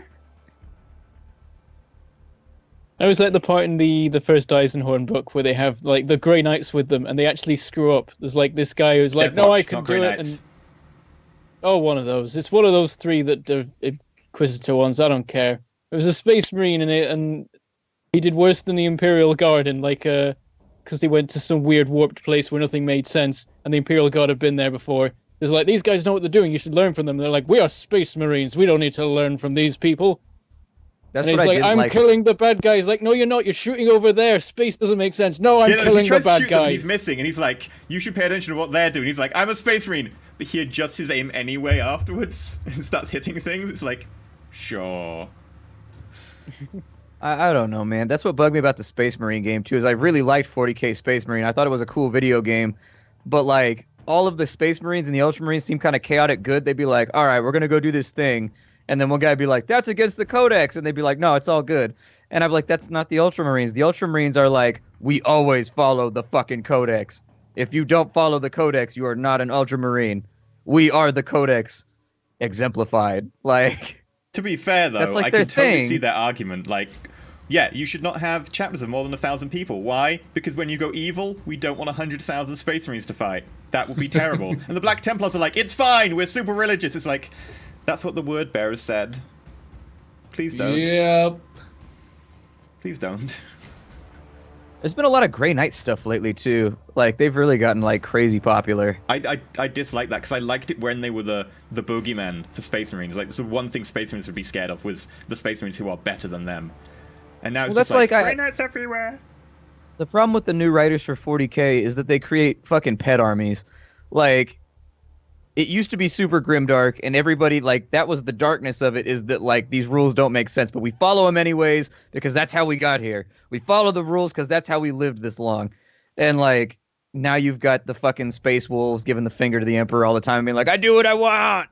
And you've got, like, 10 chapters that are just like, yeah, they basically just do whatever they want and we get out of the way. Like, they create these Mary Sue armies that don't have to follow the rules of the universe over and over again. And it's just like, stop making chaotic good factions. Just fucking stick to the grimdark, man. It's nice when they're fluff and they're lore and they're foils and they're things in the universe. It's nice. And then people go, oh, I want to play those. And then they're like, cool, we could make money by selling these. Okay, we'll make you able to play the Grey Knights. And they're like, oh, we can play the Grey Knights, but we want to play as the Praetorians. And then I'm just like, no, the Praetorians are just bodyguard. Oh, you can play a Praetorian army. Splat but wouldn't it be members cool back if in we the could day. play as the Primarchs themselves? Here's the Oh, for fuck's sake. Splat members, when all you had to do when you wanted to play Grey Knights was paint your fucking Space Marines the color of Grey Knights. Splat members, you didn't need a codex. You just said, hey, I'm playing Space Marines, and my army is painted gray, therefore they are Grey Knights. Now you gotta have the codex and all the special fucking rules. No! You paint them the color they are, and that's what they are.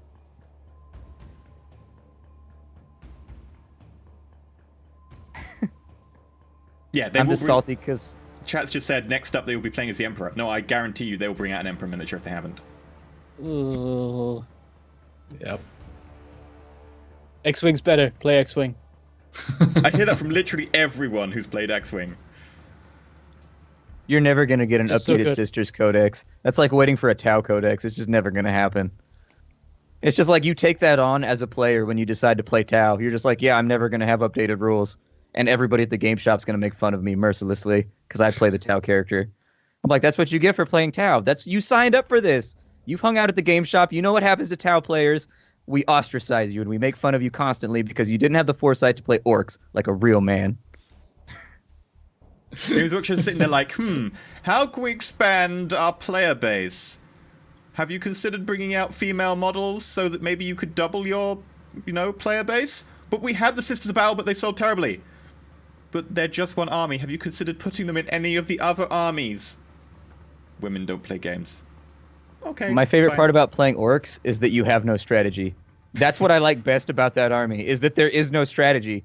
You just collect units, you put them on the board, you roll dice to see if crazy shit happens. Like, they're weird boys. You never know what's going to happen. But you their have a weird stats boy have on the been board. trashed since, like, Edition 3. No one has given them any love in rolls. That's because after Knob Bikers, they never forgave us. After Knob Bikers that created their own cover with their own smog so they could never be hit. That was a game strategy in 3rd edition at my shop, is that all orc players only ran Knob Bikers. Because you can't fucking hit them, and you just clear the board all day long. You just be like, yeah, I've killed your entire army in like 6 turns. Because you can't hit me, and I can hit you. It's a shame, because orcs are kind of iconic for the 40k universe, and they've got absolutely no love. You gotta shit talk. That's the secret, is that you have no strategy. Your units have no cohesion. You know that everything the orcs do is random and you're gonna have to roll a dice. Like with your weird boy, you roll a dice and he might blow up your entire army with a psychic discharge. You don't know. Or he might blow up the enemy, or he might turn into a fucking squid. You don't know. Like something weird's gonna happen every time you use a weird boy. And so you balance that by trying to make the other player as mad as possible by talking in orc voice the entire time so that he can't even think straight. And then you're like, I capitalize on you being mad at my orc voice to play terribly and defeat you. That's the entire strategy for orcs. You start at the table, too. Like, the second you start arranging your army, you start just under your belly. Like, you fucking little space marine gits. Look at how he set up his formation. We orcs is going to go right through that, ain't we? Like, you just start talking shit, like, right in the beginning. And they're going to, like, eyeball you and be like, is this guy out of his mind? And then by halfway through, you're just like, whoa! You gotta build up the Gestalt field. You gotta channel it. He's like, I've killed half of your army. Why are you so psyched right now like you're winning? Because we's the biggest and the meanest. You're just spreading our spores around like you're actually helping. It's fine. We'll come back in a few years. Orcs is the bestest. Death skulls. And then as an orc player, you always have an excuse just to flip the table when you lose. You go, fuck this game! Orcs hate this game! And that's a perfectly orky thing to do. That's exactly what an orc would do. It works as well because there's more of their models on the table than yours. It's true. So your Forge World Titan's still in play, right? Awesome. You'd be like, that was my Forge World Baneblade, and you just threw it on the floor. Yeah, well, we's the orcs. That's what you get. Splatney, what's the most powerful NPC you've ever created? Probably Ibn Tarab. Either that or, what's his name, the bad guy from my campaign, who fucked up Ibn Tarab like he wasn't even there. Ibn Tarab was... Ibn Tarab was one of those guys that was directly based off, like, anime, essentially. Like, I watched too much Afro Samurai, and I watched too many, like... I watched too much Fist of the North Star, and I played too much Diablo 3 Monk, and I was just like, what if he was a character in a D&D campaign where he would just be like, and like touch you in 3 spots, and then the side of your head would blow off. And I was like, awesome. That's going to be Ibn Tarab's thing, is that, like, he's a super nice guy. Everybody likes him. Like, he's always smiles and sunshine. But God forbid you ever try to attack his village or, like, mess with anybody he cares about, because he's a monster in combat. I don't know, for me, it's hard. I haven't created anyone who's super powerful. Like, I've never created anyone who would give you a challenge 40 episodes down the line like you did for those people in that battle. So I've not got anyone anywhere near that scale. And of course, like D&D, you scale up super powerful towards the end levels, whereas everything else that I've GM'd is kind of still vaguely on the same level. I mean, the Demon Host that you thought was pretty powerful, but you took that down like nobody's business. Like, that didn't even really put a dent in your stride. So It was because the moments had been prepared for. true. That's always the difficult part about Shadowrun and whatnot, like phasing up difficulty, is I felt like Dark Heresy was a much more challenging campaign just because of the way the rules were written. If a character had good dodge, it became like a dice fest. Like, if a number of characters in combat in Dark Heresy all have dodge, it makes the fight last a long time, and it can make otherwise mundane characters really dangerous. If they can hit hard and they can dodge, it makes like a really scary character. Whereas in D&D or Shadowrun especially, you can prepare for the big bad guy. Like if you can do research, you can hit the matrix, you can do like prep work and leg work. And if you go into it prepared, it's difficult to create a bad guy in Shadowrun that's not going to get trounced like instantly. Unless he also is running legwork and kind of putting in barriers and making sure that he's countering the players one for one. D&D, it's just, add more powers. That's pretty much add more powers. But Dark Heresy, I felt like was a difficult campaign. Like there were some definite nasty enemies in Dark Heresy that just trashed the party a couple times. I mean, it's just unfortunate, especially like the one guy that you fought in the caves was just a different build, more towards what some of you had been building in terms of melee, and had fairly low armor themselves. It's just really unlucky that they just happened to get in and then do really good dice rolls. So they were pretty tough, but they weren't, crazy powerful. They just really kind of above average rolls every time, and they never really got hit. The Demon Host would have absolutely wiped the floor if the Demon Host had managed to get like a couple more turns and had done better. Like a lot of the time it was rolling influence powers and people just resisting across the board, and I was like, how are you doing good on willpower? You all are meant to suck on willpower. What is going on? But that was surprising. Also, none of you got possessed by the Demon Host, which was a risk there. That would have been. Yeah, I was wondering if that was a possibility. Yeah, you all rolled willpower at the end. I was like, cool. Everyone roll me willpower. And I secretly rolled all the people as well, the NPCs, and it ended up being Lasari, which, much to Splat's chagrin. Yeah. Man, so much time spent trying to slay that lady, and just we were building up Demon's to season gotta 2 throw it all where away. she maybe showed her affections for you, but nope. she's a warrior. you woman did too, slay so her. you know it would have been fun. That's the thing, is warrior women, man. Warrior women. You slayed her, but not in the way you expected. Yeah, it was a somber moment. It was upsetting. I'm like, well, there goes all my... She was just starting to accept me as the psyker that I am, and just... Gotta kill her. Goddamn grimdark universes. Can't let me have anything. Most hated archetype, and why?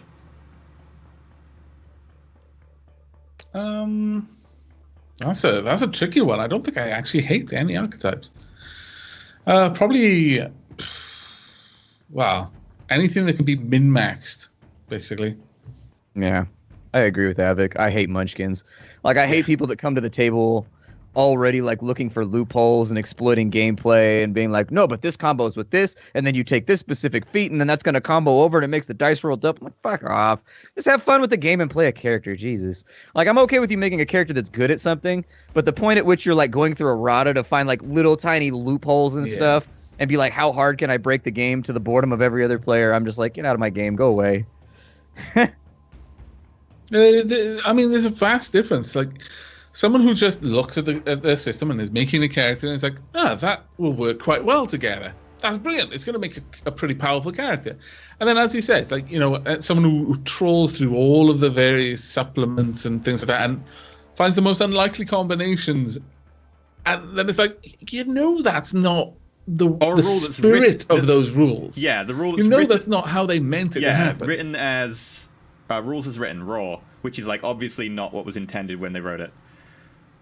For instance, do any of you know the power Blight it's a spell in D&D 5th. Right. So Blight allows you to do a number of different effects, but the way it's written, it seems pretty clear. It's entirely wrong. It's been confirmed as completely written very, very badly. It allows you to make a spell that basically the enemy doesn't have a saving throw on, and they instantly get like disadvantage on everything. And there's no saving throw. So it means that legendary monsters that have legendary resistance can't resist it because there's no saving throw to auto-resist or something. So even your most powerful dragon is just like, nope, Blight. They have errated it, but they've errated it in such a way that it is now dreadful and never useful. Which is a shame, because it goes from being a spell that people go, oh, really cool, I want this. And GMs go, well, actually, that's broken. This is how it is now. And they're like, oh, well, now I don't want this because this is actually trash tier, not even remotely playable. Which is a shame. But yeah, it's one of those things that if you pick Blight and someone tells you, look, that's a bit overpowered. No, it's not. No, it says this. No, you have to run it like this. That's where you're just like, no, do you not see how broken that is? It's okay if you picked it and didn't realize that it'd been changed, but if you complain about it being changed, no. Personally, my archetype that I don't hate it, it bugs me, is assassin rogues who are played as loners. Because the assassin needs people around to get extra damage, but it doesn't contribute to a party other than just DPS. And if it's played like a loner, they're constantly like, oh, I don't need the team, except I do, but I don't actually contribute much apart from DPS. And it just... The archetype so bugs me, because often assassin rogues are played as loners, and it just frustrates me so much because they don't contribute to a team other than DPS. And if it's played as a loner, then... And it needs people around to get the bonuses... I just don't know. It just bugs me so much sometimes. Yeah, I'm not a big fan of edgelord characters, in all honesty. Like, there's one in every campaign most of the time, is where you've got the character with, like, the troubled background. I'm so sad. You know, the squall character. Emo loner Cloud rogue. Strife. Yeah, and it's just like, shut up and put a smile on. Jesus, it's D&D. Come on. Yeah. It's probably the brightest and sunniest campaign setting you can possibly play. I guess... Like, if Warhammer 40k is, like, grimdark, I don't know if we could call it, like, Happy Bright in D&D, or if we could call it, like, Shine Bright, or I don't know what we would call it, but the D&D is a happy setting. Get over it. I don't know. It looked like your setting was about to be, like, all kinds of nasty... It was going to be bad. You guys had, like, for the second season, for people that want to know, so from Woodley gets destroyed at the end. You guys loaded up the caravans. From there, you had to head northwards, and it was going to be a resource management game for a while. Like, you were going to have to, like, make sure the caravan had enough food, or otherwise people were going to start dying off and starving. There was going to be disease, and you guys had to figure out, okay, do we stop and do we go into the forest and do, like, survival checks and look around, and there's going to be subplots there to get, like, herbs to heal everybody and make sure everything's going properly so we can get all these people to the north. And then, like, you were supposed to be carrying Ibn Turab's body the entire way, too, because he's one of the Scions, and so him dying is actually, like, a big fucking deal. Like, you've got to get him to the capital, because without it, they can't do the whole, like, ritual and everything to elect a new Scion and pick, you know, like, a new hero to take up, you know, one of the seats in the capital and everything like that. And so it was about to get gnarly. There was going to be, like, sieges, and you had to go out and, like, gather allies to come and help out, because, like, there are entire chunks of the island that nobody's been to. And if they have been there... We got the druids. It's cool. That's like 50 guys, though. They got kind of fucked up. But there was different factions on the island that, like, people had gone out to explore those sides of the island, but had just never come back. And, like, you were going to go there and, you know, get people onto your side and be like, no, we're going to create, like, a new unified kingdom. And it was going to be pretty epic. Like, I've got the general storyline down. There was another actor that was going to come in during... The caravan sequence was actually going to be really interesting. And so it's unfortunate that never got done, because there was going to be the introduction of a few more characters that are, like, major, like, deity level players on the island that were going to start toying with you guys and kind of, you know, pulling loyalties in one direction versus another. Yeah, there was lots of stuff right there. Country was going to, like, unify. Well, that was the ultimate goal, was to get the whole thing explored. And then you also had the subplot where you had to find... So I tried to hint at it a little bit, but the island was getting further away from the mainland, which is why... The Gray Lady was losing a connection with it. It was no longer part of her, like, plane, like her world that she actually has influence in as a deity. Like, she was losing her influence because it's getting further away. And so you were going to have to find, like, a select group of people that the island creates, like the Pathfinder and the Key, and, like, there's different people that take on certain roles to the island to help the island accomplish the things that it wants to accomplish. And so it kind of took on, like, a lost element as well, and it was going to be a lot. It was going to be a lot, but it was all going to come together into, like, a very kind of vibrant world. And so it's cool. I've got it all in a binder over there. Like, I don't have the specific encounters charted out or anything, but I definitely have a flow chart of, like, everything that was going to happen from level 1 to level 20, you know?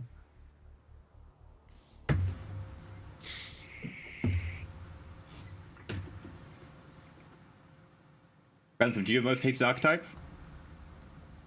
I mean, I don't know. Maybe I haven't played long enough to sort of start really hating anything in particular. Goblin bards.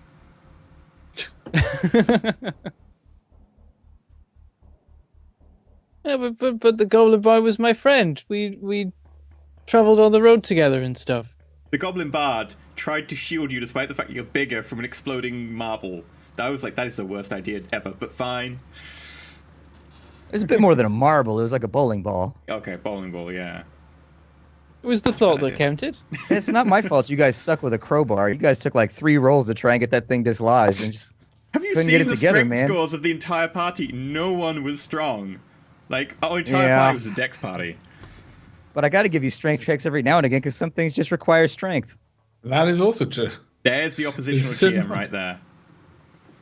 No, Splat was rooting for us to win the whole time. Like, how are you gonna go through life never lifting anything heavy? You know, like eventually you're gonna have to lift a table or Manservants. something. And we were fresh out as well. Oh, such a shame. If only we thought to bring our manservants. Yeah. You know, weirdly enough, the sorcerer ended up being the strongest person in the party. He was like, strength check. All right, where's the sorcerer at? And he'd be like, "Wah!" And he'd be like, I am smart, but I am also mighty. And he would just make it happen. Like, Jesus. The amount of strength scores that he put out that entire campaign that were just like, everybody else is like, I rolled a 5. I rolled a 7. And then Shen's over there like, I rolled a 28.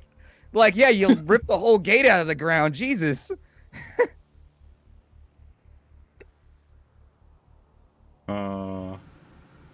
What's the next question? Next question. Has Avak ever GM'd? Kind of. I've not GM'd for like anything with Roll4It or anything like that, but yeah, I've GM'd. I've seen GM'd a Nephilim and Vampire the Masquerade. I sort of kind of GM'd a Cthulhu campaign as well, but it was very short-lived. But that was actually remarkably fun. Yeah, everyone went insane. Yeah. It's kind of what was going to happen, really. They made some horrible choices. They lingered too long in places which I was really telegraphing. This is not a good place to be.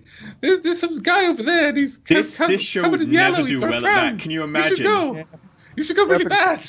This They're is up in really Riley, bad. just like no. doing the tourist thing. He's got a camera around his neck. Be like, ooh, Riley. Ooh, an undulating bridge. Oh, what is that over there? I can feel my sanity slowly draining, but I need mementos of this moment. Pretty much. That is the truth. They just spent so much time deliberating about, like, stupid stuff. Like, they were trying to break down pews to barricade themselves. You don't barricade yourself in from the madness. You just run away. This is not a good plan. Oh, well. I can imagine that being was a funny. very short show on this channel as well. Can you imagine this group? Like, anytime we have situations, we all sit there and go around for at least 20 minutes. Pretty much.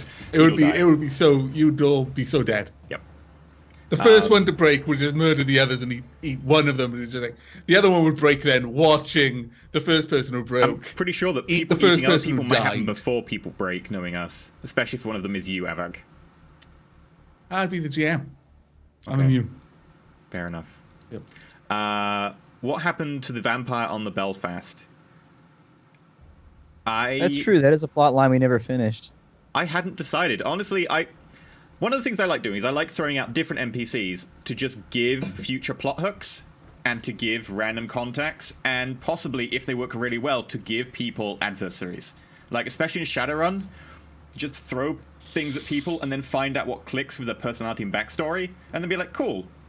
They played well with them. This can be an ally. This can be a contact. They rubbed up but the right way, the wrong way. That's going to make a really cool adversary. So I tend to just generate lots of interesting side plots just to see if they'll be useful in future. The vampire probably owns a good company or something by now. Had a fair amount of money. And a boat. Well, he left the boat. He Left was the on the boat. boat, but He's now not on Yeah, the we boat. could probably get back in, right? I mean, it's Yeah, not we'll like see the what's team there, went dude. back to it. It's like, oh, just sneak back in. It's a nice place. Why was the Belfast just sat in the Thames empty? Because someone paid for it. well, because there's like a load of crap just dumped around there anyway, especially in the future when no one can be bothered to take up responsibility for moving it. So I was like, fine. Like, they need a new hideout after all their safe houses have got blown up. It's the point we got to the end of the season and I didn't lose my house. I was expecting Deadbolt's house to be bombed at some point, but then I guess because we never came back to it. That is true. Yeah, actually, I'll get home now and it'll be gone. I'll be, we weren't even in there. Come on. Did you have like Like a I said, pet you or never, a you cat never or have just a something? house. You just have lots of temporary places that you don't care about losing. The life of a Shadowrunner is a wandering life. Yeah, it's So for probably those best who to go back have, because it would have been blown up. so those who've been asking whether Splat or I might return at some point, I mean, I can't speak for Splat, but at least as far as myself, I'll certainly be available for like covering if someone isn't around. Much the same way that anyone who's been on the show is typically. If there's a need and I happen not to be doing anything on the day where I'd be needed, I wouldn't be adverse to dropping in with a temporary character just to fill a slot and that kind of thing, or perhaps even like a guest appearance for an episode or two, much like we had with. I actually completely forget the character name. The Arbites. Knorr's Rasmus Talon. Rasmus, there we go. Yeah, I remember Knorr's name. But yeah, just like one episode or two episodes, something like that. Something that's easily able to be planned around, or where I know I've not got other things on. But by and large, it'll be a case of if Roll4It doesn't have someone for a week or 2 weeks or something and needs to stand in, then I might be available or I might not. It'll be along those lines. I don't know. Are you also planning for that, Splat, or? Yeah, more or less. That'd be fine. So there you go. That question has now been answered. I've seen it scroll by like 4 or 5 times. I'm like, okay, best answer this one.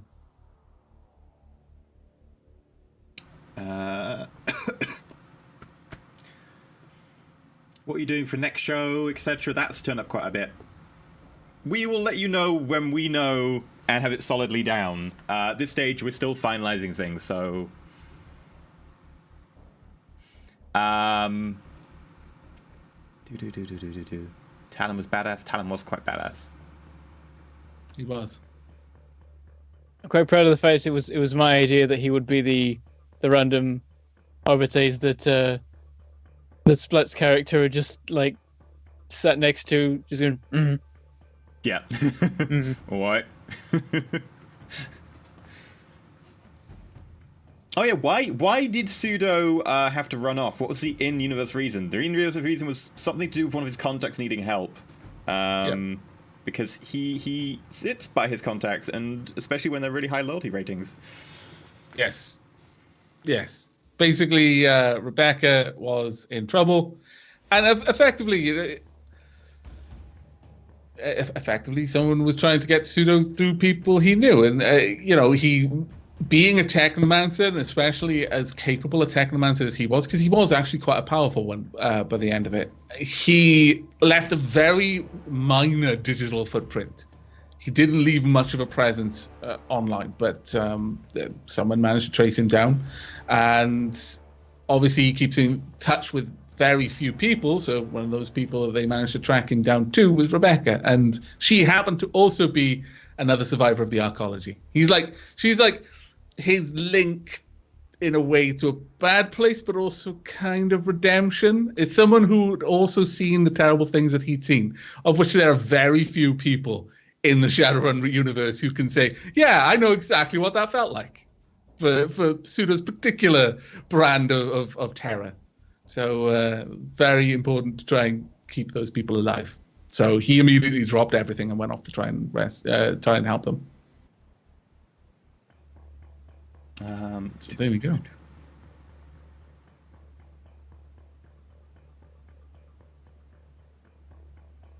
Any other major questions?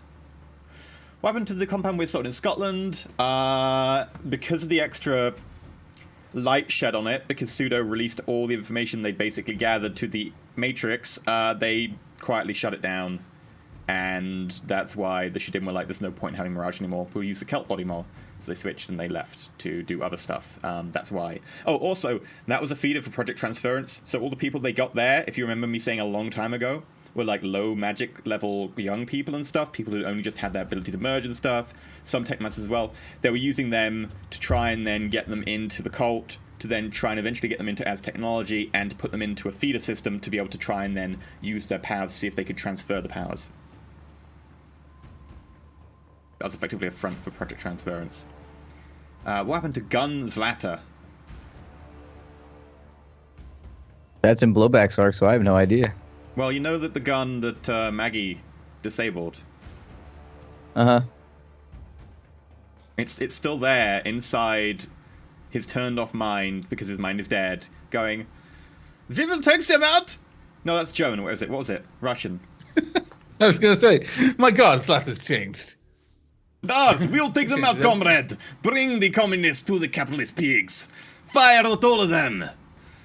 Bring the communists to the capitalist. What? It was meant to be communism, but I am too. Okay, that makes a bit more sense. See, Yes. Blowback can't even Spotlight on. escape in death. He's still just being hectored by this annoying fucking gun that he didn't even want in the first place. This is what he Well, gets she from did has ordering to from a deal black with it. market Russian catalog. But that's what you get. A puppy isn't just for Christmas, it's for life, and Pseudo is going to enforce that. You go down the fucking list, and you pick the cheapest gun, and it shows up with a Russian fucking psycho inside of it. And you're just like, well, shit. Yeah, And then I you like got the fact this when crazy you place the order for that techno-braino gun, you're guy that like, thinks oh, it's a it'd be a real cool human. angle if it got this, because it's just a knockoff gun. And I was like, cool. And then it was meant to be this one-off kind of joke, and then Suda was like, huh, we'll put this in your eye. No, who was, let's put this in your eye? Kaba. Come on. Was That's Kaba. right. Hashtag blame Always Kaba. Kaba. It's Pseudo always Kaba. was just an unfortunate victim of circumstance in all of this. He was just an impressionable innocent. Damn it. Yep. Avak, do you want to go into your reasons that character death is important and effectively why you chose to blow Caroline's up? Why do you think character death is important in an RPG? Oh, it's like any other story. You've got to have dramatic tension. If one of the things that isn't fun about Bond movies or any action movie where there's a franchise is you always know, no matter how bad the situation the hero gets into, he's always going to win because they're not going to kill that because there has to be a sequel. There's always another episode. You don't kill the main character. You kill everyone else around it, all the people that are important to the main character, but you never kill the main character. So you lose that tension. That's one of the things I love about Game of Thrones. No one's safe. No one's safe at all. You go into Game of Thrones, it's like, yeah, we're going to a wedding. No, don't go there. That's a bad idea. It's a bad idea. But I'm the main character. No, don't go to the wedding. This is a bad idea. I was after reading the Speaking books, of- I was waiting for that to happen on the internet. I was like, 3 years till that happens on the internet, 2 years till Oh, that happens I on the internet, 1 year till that happens on the internet. Yeah. The reaction honestly was less than I expected. I expected more fire. Really? It seemed like it was pretty catastrophic at the time. But yeah, isn't the new series starting in like 4 hours? Probably. I think it is. I haven't even I have watched no a idea how I'm single supposed to watch it episode. in the UK. I think it's still gone off the rails somewhat from where it was, but it has got to the epic moments that the books still aren't at, so... But yeah, at least if you watch the show, you'll find out how it ends, like, No, this decade. they're actually different now, because some characters have died who haven't died, etc. in the show compared to the books. They've Yeah, started but to... you know the rough ending. Yeah, but they spin their endings very differently. Speaking of character death being a big thing, the Little Mermaid prequel, she dies and then is brought back. And you're sitting there going, this is a prequel. There is no tension here. You can't pretend to kill your main character. Exactly. That's the thing. There has to be a consequence. If people go into an impossible situation, someone needs to die. It's an impossible situation. You don't get out of there and everything's smelling of roses. One of the things I really like about Kick-Ass, and specifically the author of the Kick-Ass visual novels, is that they're a very big fan of consequence. And they've flat out said, yeah, well, maybe there will be a third one. But if there is, this isn't going to end well. You can't pretend to be superheroes and think that things are just going to go your way. And he's been very vocal about that, you know, probably Kick-Ass is going to die, and he's going to die in a stupid way because you're going out pretending you're like, okay, he's pretty fit, and he also knows how to fight, but you're going out fighting supervillains. No, eventually someone's just going to straight up shoot you. You know, That's and what I liked about that that's Rainn the Wilson movie, where he went out and he's like being a superhero, whatever. His sidekick, like right in the middle, is just like a bad guy's just like, bang, and shoots him in the face. Like, yeah, because you're not a real fucking superhero, you idiot. You're a guy with a stick that's trying to beat people up. Like, eventually you're going to come across somebody that's like, nah, bang. Yeah, exactly. And so that was very much the thing with Carolinas. We'd been through so many scripts. We'd always go out and we would always be like, oh, well, you're dead, but you can burn fate. And thus you live with some wound, but you're alive. It's like, no, he's dead. This is what happens when someone gets into a fight. They can't win. They know it was a bad idea, but they did it anyway because for some silly reason, they thought, I should do this because I'm obliged to. And they got in the wrong situation with the wrong massive drill-wielding psychopath, and they got eviscerated. You don't come back from that. You die. It was fortunate that Carolinas was able to die in a way that helped in some way, but that's about as much as you can hope for. And I think that had to happen, because otherwise it was just going to bleed all tension out of the show. For me, at the very least, it would bleed all tension out of the story. Someone has to die. A homebrew rule, which is that when you burn fate, you effectively lose a limb or something, that there is that consequence already in there that I certainly feel similarly, so I already inserted that. And I know Avak feels somewhere along the same lines. He's, much more towards the death side than I'm towards the maiming people side, but, that's a choice that the player can make for their character as opposed to the GM instructing them that, no, you are always dead. But I think that compared to Shadowrun, I think Shadowrun is actually worse in this aspect, which is one of the things I don't like about the mechanics, is that fate you can't buy or upgrade in Dark Heresy. So eventually you die in the service of the Emperor. It will run out. Shadowrun, you run out of edge, 5 karma, so 2 runs, you've got another point of karma you can burn, and you can keep doing that. That's one of the things I don't like, especially because it's meant to be, dystopian kind of dark universe, and you can basically live forever. Yeah, I don't like in general in tabletop systems. I don't like hero points. I think hero points are fucking stupid. Like I dislike how more and more systems are like, oh, every character gets like 2 tokens to turn in whenever they die to be like, I stay alive, because that makes players be. Part of I have flubbed that role. It's an anti RNG. Yeah. I don't mind it as a use for that, but again, I don't like it when there's loads. Like, I'll be straight up honest. Like, Jade had like 8 to begin with, or 7, and it got downgraded twice. But like initially, that's like so many rerolls in one session. It's like, holy crap. I would like them to be like 2 or 3, and that's just everyone has 2 or 3. So you'll realistically, really have to decide. Well, I could re-roll this because my character's going to look like a dick if he fails this roll. He's going to look like an absolute douche. Or I can save that for when he's being shot in the stomach, and I don't want him to be shot in the stomach. Has more weight to it. Or even if you need to just add a bonus to roll because you're like, I need a clue. We're investigating. This is an important roll. Oh, yeah, because background like that.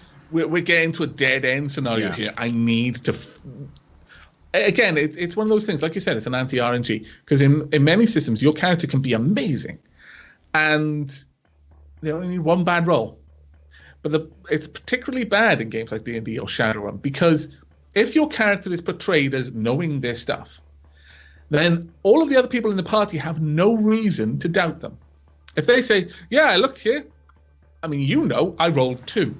Yeah, even if there was something there, I don't know. It's almost certain there's something here. But my character genuinely thinks, yeah, I couldn't find a thing. No, it's completely clean. No one else has reason to doubt you. So they're like, oh, okay, well, let's look elsewhere then. And so you're like, but I know there's something here as a player. But my character, now all of their friends think that this is a complete dead end, so they're going to go look over there where I know there's nothing. That's a good time. Like you said, good use of it is to keep things moving forward rather than you get mired in poor dice rolls.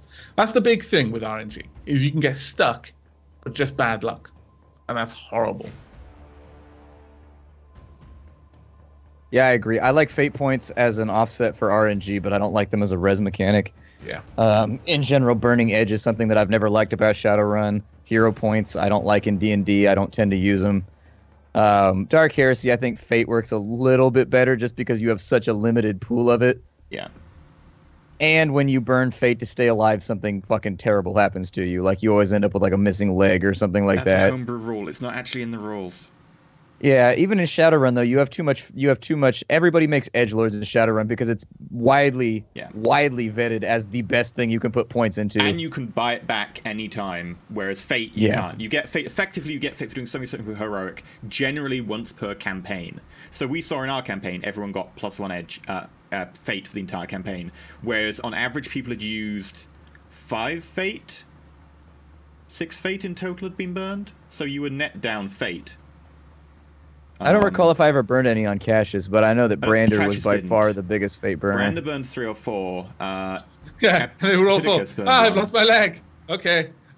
No, I'm dead. I burned Fate. Okay, you lost your leg. I think at I'm the dead end, again. I burned Fate. You've lost your other leg. Oh, so bad. I think at the end I was at 2 Fate, having started at 3, because I think I lost 2 and gained 1, or lost 3 and gained 2, something like that. I think you definitely lost 3. With Shadowrun, I spent most of my starting karma on 2 more edge, so I'd be at 3. Because I'm like, I would like to not die like on the 3rd stealth roll I do. Yeah, that's the thing. I think that when you have like around 3 Fate or something, if you want to use them as burn to stay alive, then that's like, it's down to the player. As a GM, I like it because it allows the player to make that choice, but it also allows them to say survive 3 times and then sure. Like there is no res mechanic apart from that. Like you can't do a D&D, boom, oh you're back alive. Like that is it. So you can afford to die, make some massive screw ups. Maybe the dice really hate you one day. Sure, okay, you will res yourself, or you'll be like, no, I think the character is new character. It allows the player to have a choice, and I do like that it's down to the player's choice. Whereas D&D is just res every time. I think that, Fate where you can keep buying it like Edge would be way too much. And Edge just removes any tension from the ability of your character to permanently die. All you can do is permanently screw up, and that's just worse. Yeah. No, I a couple of times when we've been, doing the pre-shows and stuff, and I know Splat say it once or twice as well, or it's just a case of, look, just giving you a heads up, if this character goes down, I'm leaving it dead, no matter what mechanics exist to bring it back. And that's, I think it's good to get that out in the open where possible and just make people aware. Look, there's a caveat to that though, because some people might feel that that's basically an open threat, and that's the worst thing, is if they then adjust things because they're aware of it. So your mileage may vary on your own tables. As the GM, as the players, make the call. Should you be just flat out honest? Like, I intend to not ever undie. If my character dies, I'm rolling a new character. And just play it by ear, depending on the type of GM you've got or the type of players you've got. I would say for most people, it's best not to make the decision until it comes to the time, but it's good to make people aware of what decision you would probably want at the time. Because if it comes to the time, it's like, oh, there's one bad roll. Like, you just have really shitty dice rolls. I'd be totally down with that, because, for me, that's bringing things back to the real. It's like, some days you just I guess it depends what you're playing. If you're playing super cinematic, that might be the time when you're like, look, that's not how the character dies, because it has to be cinematic. If you're playing super grim dark, that's when you're like, no, this is when shit gets real. It depends what you're playing in terms of the setting and the system, I think that depends on the setting. And again, like as you say, like how things are rolling at the table. Again, your mileage may vary. Make the calls. Don't just make one call. Adjust it. But if you're pretty sure that you want to kill a character off the front, totally do what Avik said and make your GM aware, because the GM can then not plan long-term star arcs around a character who doesn't have long to live in terms of that, or maybe truncate things or make backups for things. It's always good to keep your GM in the loop.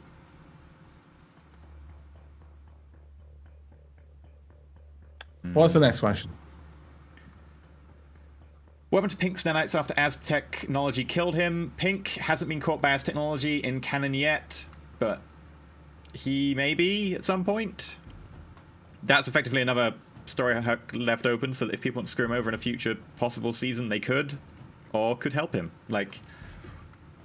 Don't leave anything for definite until it's confirmed. What was your first character death in Tabletop?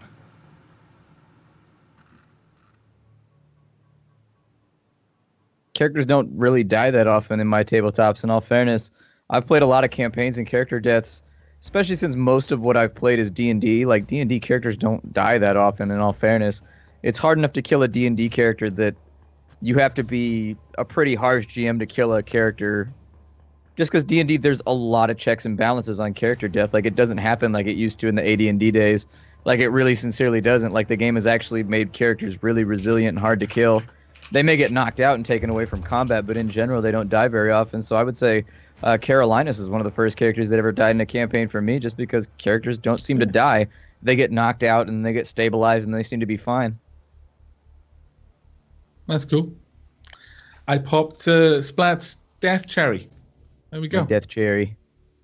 How about you, Iggy? One of my first few campaigns I was playing in, which was Dark Heresy, because it's the first system I ever played. Dark Heresy 1, though, which was even worse than Dark Heresy 2. A lot worse, actually. We had a player who kept deliberately dying every couple of sessions because they wanted to bring in a new character, because they liked playing lots of different characters. But instead of retiring them, they just had them die every so often. So they would just have them die every couple of sessions.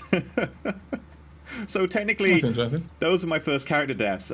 They didn't have the weight of a real character death, though, where you'd had the build-up behind them, though.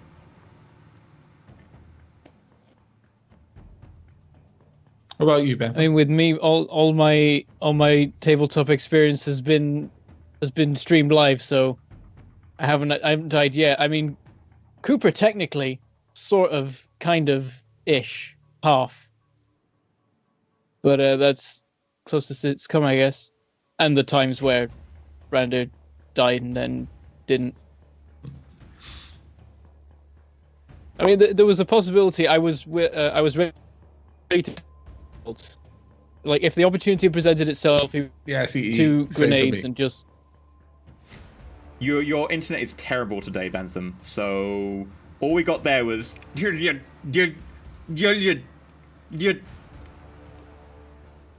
Literally, okay, even though you okay hadn't now? done that, you were doing that on our screen. It was crazy. You were doing hieroglyphs with your hands. Am I all right now? Am I back? Yes. Yep. I don't know why that happened, but yeah, I was ready to die with Deadbolt. If the opportunity arose, he was going to take out the two grenades and just run at whatever we were facing, if that came about. But it wasn't necessary, so. And then he just ran off crying, basically, in that fight, so that was great. Doubt I should have put points in willpower. Oh dear. See, it's always the willpower. Dark Heresy and Shadowrun. Avak, for you, was it your Vampire the Masquerade, or was it Until Cthulhu? Oh, I mean, in terms of I've played in plenty of systems. The first PC death was a PC of my own, and it was it was your traditional heroic martyr moment, and that was actually in it was in a VTM game as it happens. And yeah, basically there was this big old fight with vampires, and I just pushed another vampire. He was way too strong. My characters ran after him, aced the roll. We both fell out of a window onto a spike. Both killed ourselves, but they took him out, and the rest of the people death lived. by defenestration. Death by self-staking. VTM is not a game where you want to fight anyways. No, VTM is not a combat you really want to game. avoid fighting. It's all about it's actually a really low combat setting. But every now and then combat will happen, and that's when you get to flex all your crazy abilities. But it's like, yeah, sometimes this goes really wrong, and the situation you're in is not winnable. It's like, this is not the person that we were meant to piss off. This is going to go so bad. None of us are going to survive this situation. So it's like at the moment of the initiative, it's like, ah! And just pushed him out the window, and then we both fell to our deaths. And it's like, okay, that's about as good of an outcome as that encounter could possibly have had. Well, in VTM is a setting where you're supposed to be minimizing combat, and there are exponential levels of power depending on what generation of vampire you are too. Like, if you're like an 8th generation, there's no chance that like you can even look at a 5th generation without him just incinerating you instantly. Even like 8 to 7th is a big jump where at character creation you're supposed to dump a considerable. I mean, you wouldn't usually make 8th generation. And 9th generation is kind of worthless. But yeah, you know, there is massive jumps between the generations. It's just a case, as Spike was saying, some people are just more badass than you will ever hope to be. You will and never that's why be in character gen, you're supposed to dump a considerable amount of your XP into increasing your generation.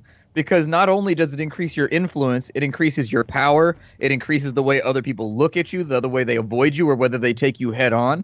I mean, it's like, it's simple. Like, you're supposed to like get your other skills like later on. Make yourself a high generation vampire first, because you don't want to be one of those piddling little like, you know, bitch vampires off to the side that can just be shuffled off the board and ignored.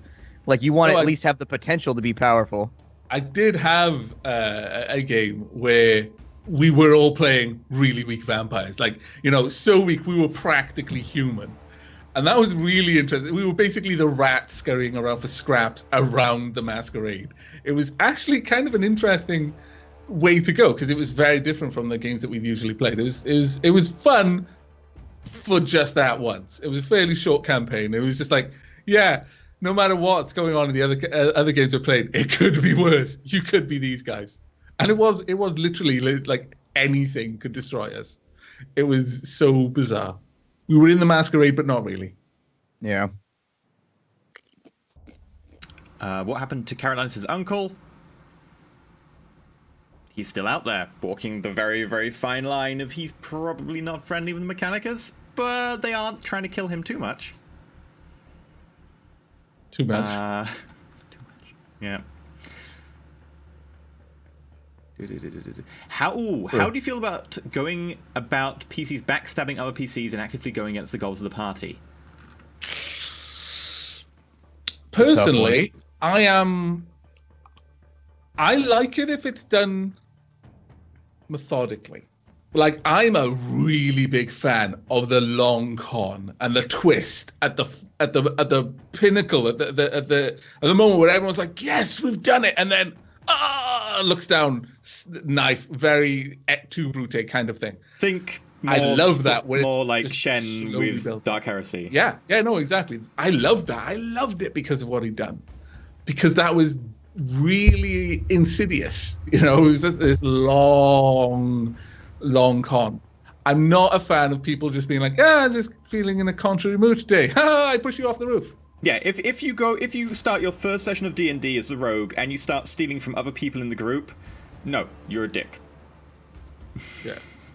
That's just like, it might be in character, but the fact you chose to play that character and then you were undermining the group, like, morale at the beginning, just means that this group is going to go nowhere. I will say, one of the best moments I've ever had in D&D was my rogue and a paladin were sweet on the same sorceress. And there was one time we were in this tomb. We'd just beaten a mummy. So I was the one first out the door. So I booby trapped the door on the way out. As the paladin came through, opened the door, got smacked in the face with an acid trap, and then just rolled. I can't remember what he rolled to try and work out if he could put two and two together, and he didn't. And he was like, "Who booby traps the other side of a door?" I was like, that was genuinely the most hilarious moment I had had in a long time. It was nothing like lethal. It was nothing like, all the enemies were gone. There was realistically no real threat to the guy, but it was just it was a dick move. But it was just so hilarious the way that played out. I really enjoyed that moment of like, no, I'm going to be a dick. It's like, yep, there we go. If it's like, you know, it's different from pushing someone off a roof and killing their character just because you feel like being an arse that day. But yeah, there's always a little bit of room for that kind of soft rivalry, I think. And D&D is very forgiving in that, because again, it's really hard to kill anyone in D&D. But I think the point at which your character is doing everything they can to spite another character is the wrong kind of rivalry, because then it just becomes a frustration. It should all come down to I think it's a difference of volumes. It should be a rivalry. Cold Wars are better than hot ones inside the party, where like a great example that I read on the internet from another campaign is that two characters for like a year were really good friends, and one of the running themes of one of the characters is that he never took his helmet off, and that both characters really hated orcs. Like, that was the thing that allowed them to bond so well, is that they really hated orcs. And then at the crux of the campaign, like 2 years in, after they had all these bonding experiences, during one of the combats, one of the characters is knocked from a cliff and he's hanging from the edge by one hand, kind of like Scar and Mufasa style. And his helmet falls off. And the other character is the one that's going to rescue him, and he finds out he's a half-orc. And he just steps on his hand, and he falls to his death, and that's the end. Because that makes sense. Brilliant. Because they had this. That's player rivalry right there that is done properly. Whereas if the players are constantly stealing from each other and backstabbing each other in a very transparent way, so that they both know it's the other guy, part of me as part of the group is just like, just fucking get it over with and one of you murder each other so we can go back to party cohesion. Like, that's really, I get frustrated if I'm outside that rivalry, just like, can one of you kill the other one so you can make a new character and we can actually play the game, please? Whereas something like that right there is very good. And the rest of the party enjoy it, I don't care. I might not enjoy your campaign, but fine. You do you, man. Like, whatever. But if you have a rivalry going on that everyone else is just sitting there going, want to get back to it, you are making other people's fun unfun. And if you have a rivalry with someone who doesn't want it, you're making their fun unfun. Yeah. So do whatever you want to do, provided everyone else wants to do it as well. Otherwise, find a new party. Like, or just don't do that. Like, at the end of the day, it just comes down to what will be the most maximal fun for all of you. Yeah, in our D&D campaign, it was very good when Gray and Dax, like, Dax didn't even know there was, like, a rivalry there, but Gray, deep down, was like, I really fucking dislike Dax. I need to find him in a situation where I can put him on notice and be like, cut your shit out. Because Dax doesn't even know I have a problem with it. He tried it a lot, but because I made Dax a character who just doesn't want to talk about his stuff, I avoided it a lot of times, but then he managed to get in a situation where I was under rocks and couldn't move, and I was like, well played, sir. Well played. Yeah, it's resolved quickly. They come to a mutual understanding when one character... They don't even know they have a problem, that's the right way to do it. When both characters are just like, I hate that other guy, why am I even agree? It makes no sense from a narrative standpoint either. Because why would you share space and sleep near a person who legitimately has it out for you and does not like you? At that point, I would take my character and be like, yeah, at the end of this quest, I leave. I'm with a group of people right now that I don't respect, I don't like, and I'm leaving. Because that's what a normal person would do. They'd be like, I'm the fuck out of here. They wouldn't stick it out. And so I don't like it when they stay in the group for whatever weird reason, but they keep backstabbing each other and messing with each other. Like, why would you stay? Like, I don't understand this. Yeah. You're making it tough on the GM to try and find ways for you to stay together, even though you hate each other, because you've deliberately decided to come up with a rivalry that no one else really wants. It's like, either you have, like, this playful rivalry that both of you really enjoy and other people like watching, it's a background thing, or no. Unless you're running a very different type of game, in which case, if you all enjoy it, fine. But that's the thing about the Shen thing, is I did say to the group quite early on, like, pick your line on puritanical versus radical, and be aware that other people in the group might not like it. Just be aware that don't, like, dick them over too hard on it. Not without building up some sort of cinematic resolution. And I made sure that people were very aware of that early on, and I honestly did not expect it to go quite as well as it did, and people played it really, really well. There was a rivalry there, but people also did the job. Well, and Shen dicked over the parties in ways that wasn't transparent either. Like, he was very much behind the scenes passing notes to the GM being like, yeah, I get away from the party and I do this thing. He wasn't being like, heretic, and shooting you in the back of the head during combat, which is the wrong way to play that. It's the fucking dumb way. Unless you're playing somebody like, I don't know, like an Arbites, or if you're playing somebody who is very, like, bald-faced about what they do, like an Arbites, a Justicar, somebody that's not about subterfuge, like he's just going to hit you head on. Or even then, an Arbites would still probably call him back up. Like, as you said, that's probably the best example of it. Like, someone would call him back up or do something that would turn it into a proper narrative hook rather than just a random bit of PvP. Yeah. I think he did it the right way, where he wasn't constantly tripping the party up and backstabbing you. And if he was backstabbing you, it was done through the back alley channels that the party didn't even know about in the first place, where we'd be like, fuck, our luck is so terrible. How did they show up here right at the moment that we're trying to cover up this thing? And Shen's sitting back there not saying a word. Like, that's the right way to do it. He didn't need confirmation of this. He hadn't been like, haha, I'm going to monologue now and tell you how I've sold you down the river. He just stayed quiet. And until the end of the campaign, we didn't even know that he was the guy that, like, made this shitty thing happen to us. Yep. For anyone wondering, yes, it was Shen who sent a message using the communicator in the Starfighter when they landed, saying, Khan, you might want to come over here. They're all about to find the heretical stuff, which is why they all showed up for the epic battle at exactly the same time. And that turned it into more of a narrative element rather than just random dice rolling that doesn't really lead to any long-term stuff, and allowed it to be much more cinematic. I think that's bang on. Do it behind the scenes if you're going to do it, but make sure everyone is vaguely okay with, this sort of game. If people aren't okay with that sort of game, then just run a different game. Run a different style. Make sure people are, cool with it. The point of any game is to have fun. The moment someone stops having fun, then something needs to change, or they need to find a different table. Yeah. Simple as that. What rank was Carolinus in the Adeptus Mechanicus?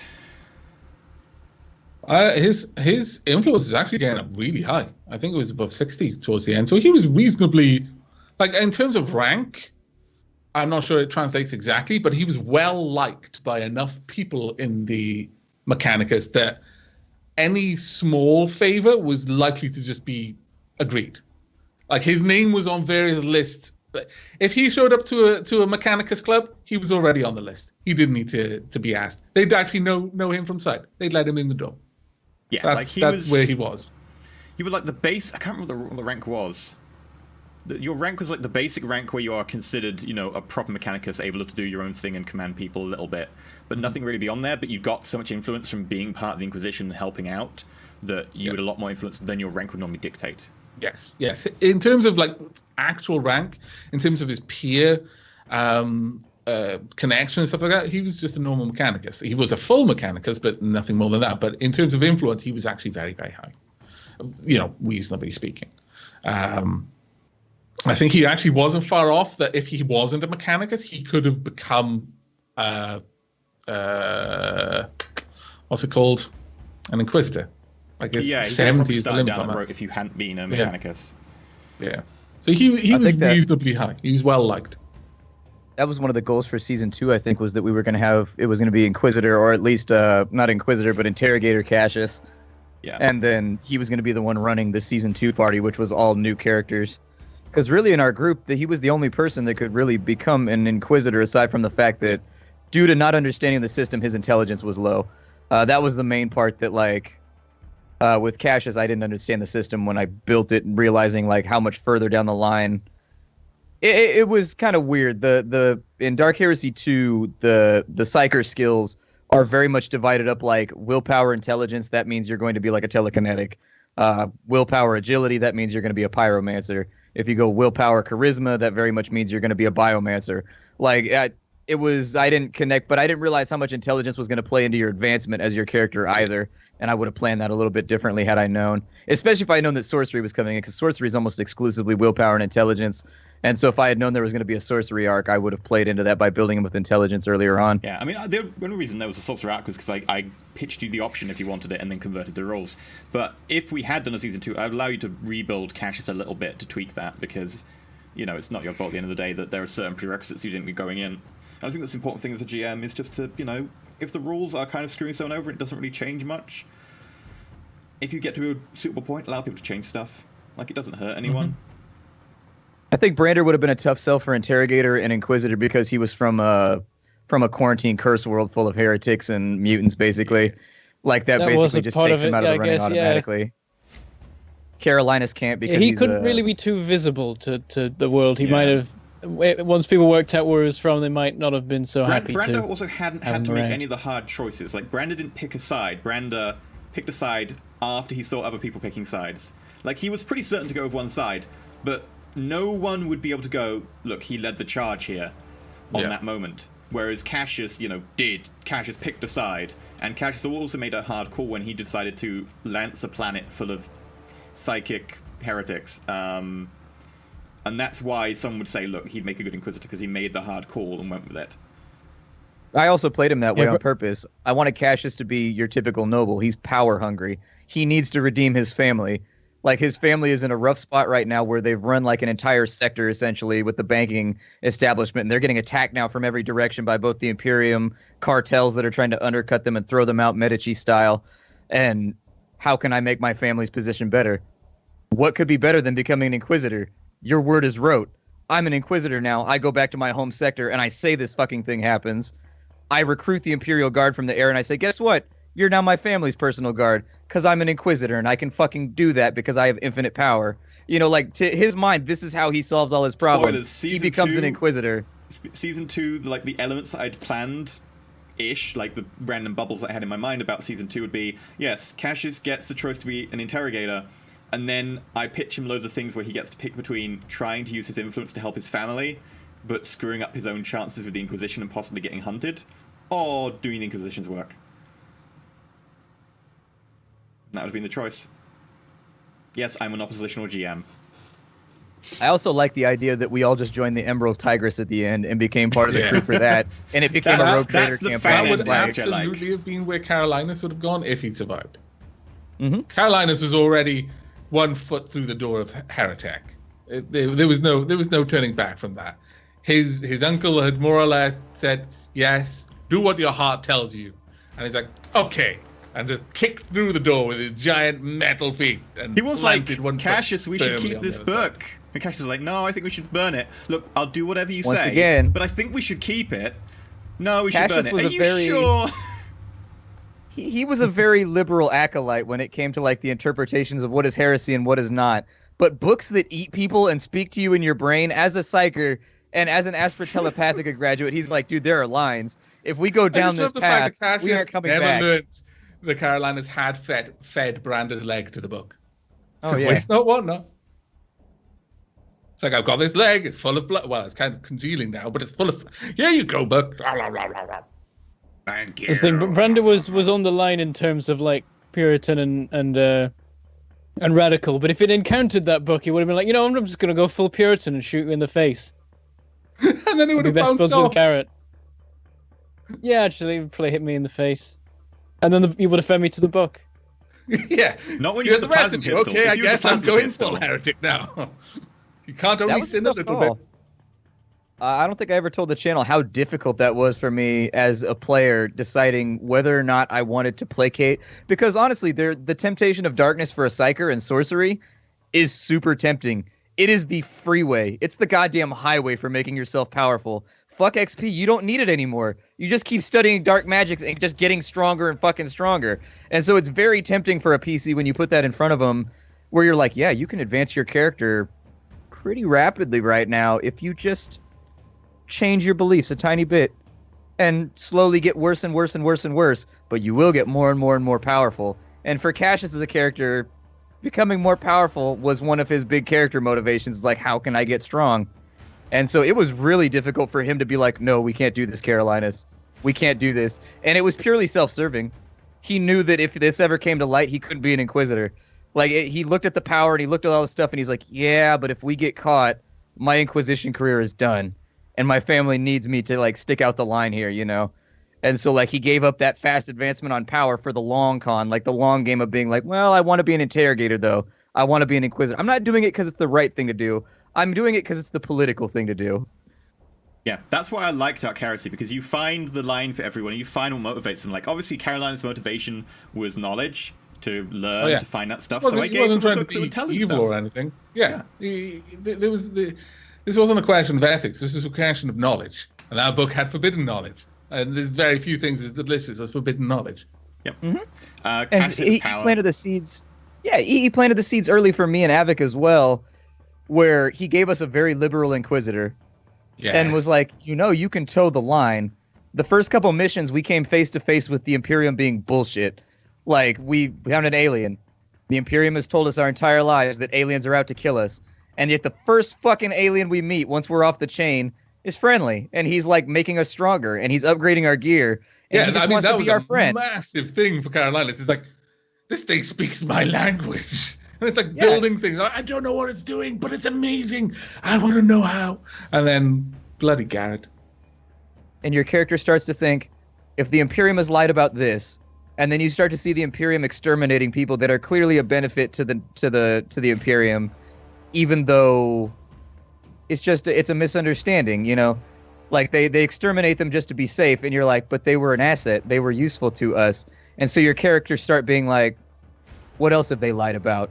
They say I can't open and read the book over there, but I opened and read the book and I don't feel evil. In fact, it made me stronger. It taught me new techniques that are in no way, like, bad. Like, I'm not getting more evil every time I cast using sorcery. I'm using an asset to make the Imperium stronger.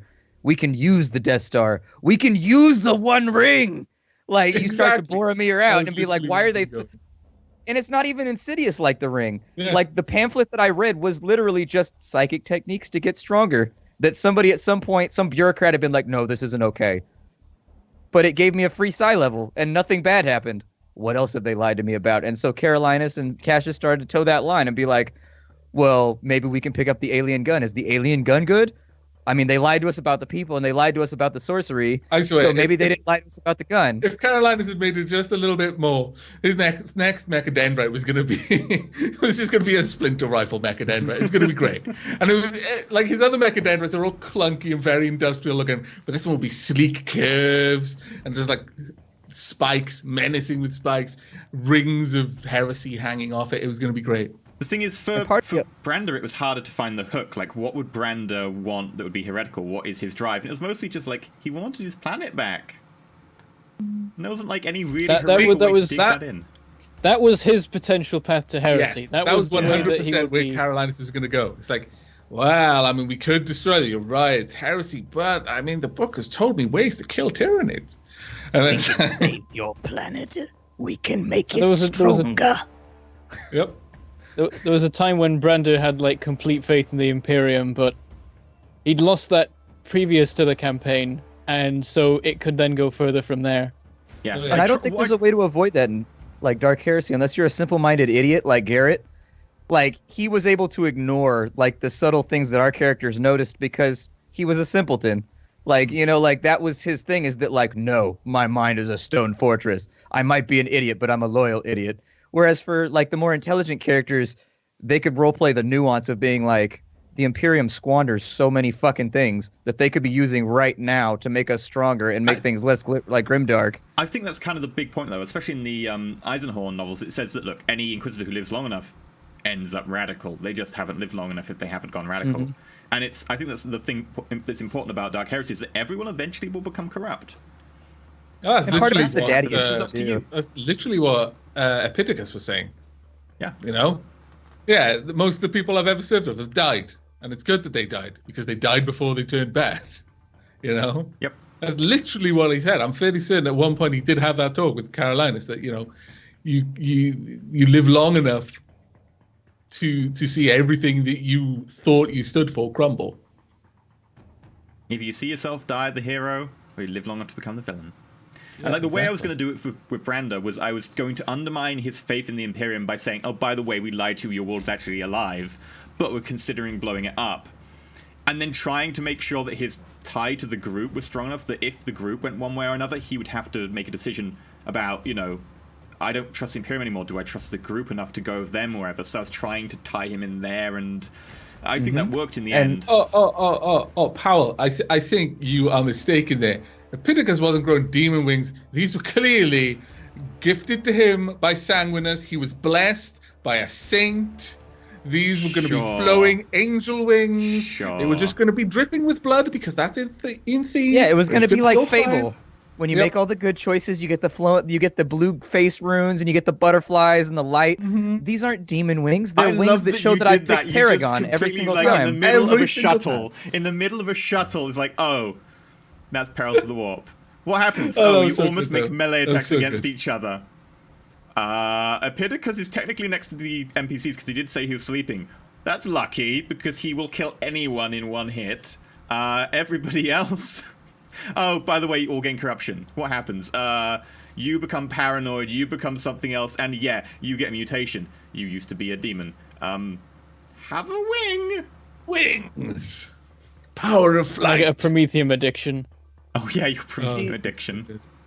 Garrett's, I'm sorry, Brander's story would have been tough for Cassius, because he would have sided with the Inquisition on that one. He'd be like, well, sometimes we have to make sacrifices. Yeah. Like, sometimes a planet has to go, man. Like, it's covered in Tyranids. Like, there's nothing conceivably that we can do here that's going to redeem this planet, and I understand that you want to save it. And that would have been one of the times that he was more conservative, because it was just like, there's nothing we could... This is a game of balancing odds and making sure that the chance of something going wrong is minimizing. That's a hard call that an Inquisitor has to make. And Brander wouldn't have liked that. He would have been like, no, fuck that. Save the planet. I don't know where Carolinus would have gone. And he would probably have done something stupid. That the warp storm in the area is somewhat controlled by effectively things like the pylons of Kadir on several planets, which includes Brander's home planet, and blowing it up without having researched it might have unknown effects. And so you would get the choice to go in and research it really quick, maybe figuring out if you could... Carolinus would be all over the research angle. It's like, yes, research the Tyranids, improve them. I mean, Carolinus' buttons are really easy to press because it's just knowledge, which I understand completely. I would so be a heretic. I would be like, yep, cool, knowledge, awesome. Yeah, it again, legitimately, if Carolinas had lasted and we'd gone into season 2, it would have been a case of him showing up, and instead of like the sleek but kind of industrial grunge components that he's got, some of them would be glowing an alien green, and actually instead of like iron or steel kind of armor, it would be some sort of weird carapace. Don't ask questions. You don't want the answers. It would be grand. I was also looking forward to putting up against Necrons, but you need to be much higher level for Necrons. Oh yeah, Necrons. Oh, that would be. You never got to fight any orcs either. You never got to see Cassius fall heretic and become an orc boy. There were 2 reasons for that. Firstly, orcs are quite often overdone. There's no way to really do them with subtlety. There's no way to really scare you, like I wanted to do with Dark Eldar, because Dark Eldar aren't often used. So I was like, cool. The other reason is there is no way I can touch Spat's orc voice. And any time I attempted to do orcs would be inferior, and I think that I would be doing a disservice to the show. I am the superior orc boy. You know, normally I would try to be modest, but I feel like I am pretty orky. Like, I think in orc society, is just not attractive. I think that, yeah, exactly. I might as well just be honest right now. I think that among orc society, I'd be well regarded. My fungal beer would be provided by just loads of squigs and grots. I would have many that were. I'd like to think that I would have myself a pet gobbo as well. He'd be maybe like a low-level psyker. He would ride around on my shoulder with me and hold my flag. Maybe cast some like smite lightning at somebody every now and again while I was hitting guys with me choppa.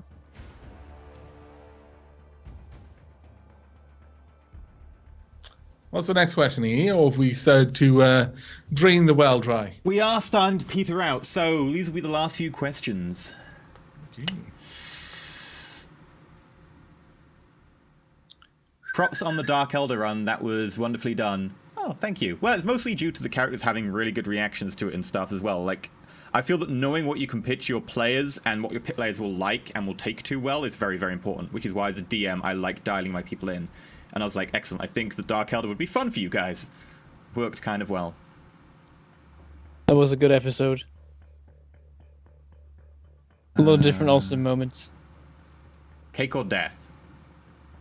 Death. I much prefer cake, I'll be honest. Like a good white cake or a good yellow cake with the white frosting on it. Racist. I mean, hey, I like what I like. Don't cake shame me. How long did it take you to come up with the flintlock idea, Bentham? I think I had a bit of an idea of it for a while, and I think we probably fleshed it out like a couple of weeks before the final episode, and so maybe slightly went back and like, oh yes, he's definitely been working on this for many months. Well, you said ages ago that you wanted to do something with the flintlock to me, and then a few weeks before the end, I said I wanted to have some cool ending with the flintlock. Yeah, a few weeks before the end, you were like, can I do something with this? And I was like, you have said that you wanted to do something with this all along, so fine, okay, that makes sense. You did say that you want to do something in the meantime. Yeah, after we didn't use it in the mission where I got it, it's like, I've got 2 shots, and they have to count. It's got to be awesome. Would you ever run Deathwatch campaign? Personally, I've played Deathwatch. I don't like it. It takes the dice rolling and the combat aspects of Dark Heresy, which is the worst aspects, and just goes, brother, we should fight things. Yes, brother. Shall we shoot the things? Let's roll some dice, brother. You send them rolling dice as you shoot things. Gotta reload. It sounds cool to be Space Marines in theory, but you lose all the grim darkness, which is kind of the important thing. And one of the cool parts about being a Space Marine, though, is you get to land on the ground and everybody's like, my lord! And they, like, lose their minds because they've only heard legends of, like, the great knights of the Emperor, and so they just, like, piss themselves with joy when they see you because you are, like, the avatar of light to them. The Space Marines have come! We're saved! I'm like, actually, it probably means we're going to exterminate as your planet, but we'll get to that later.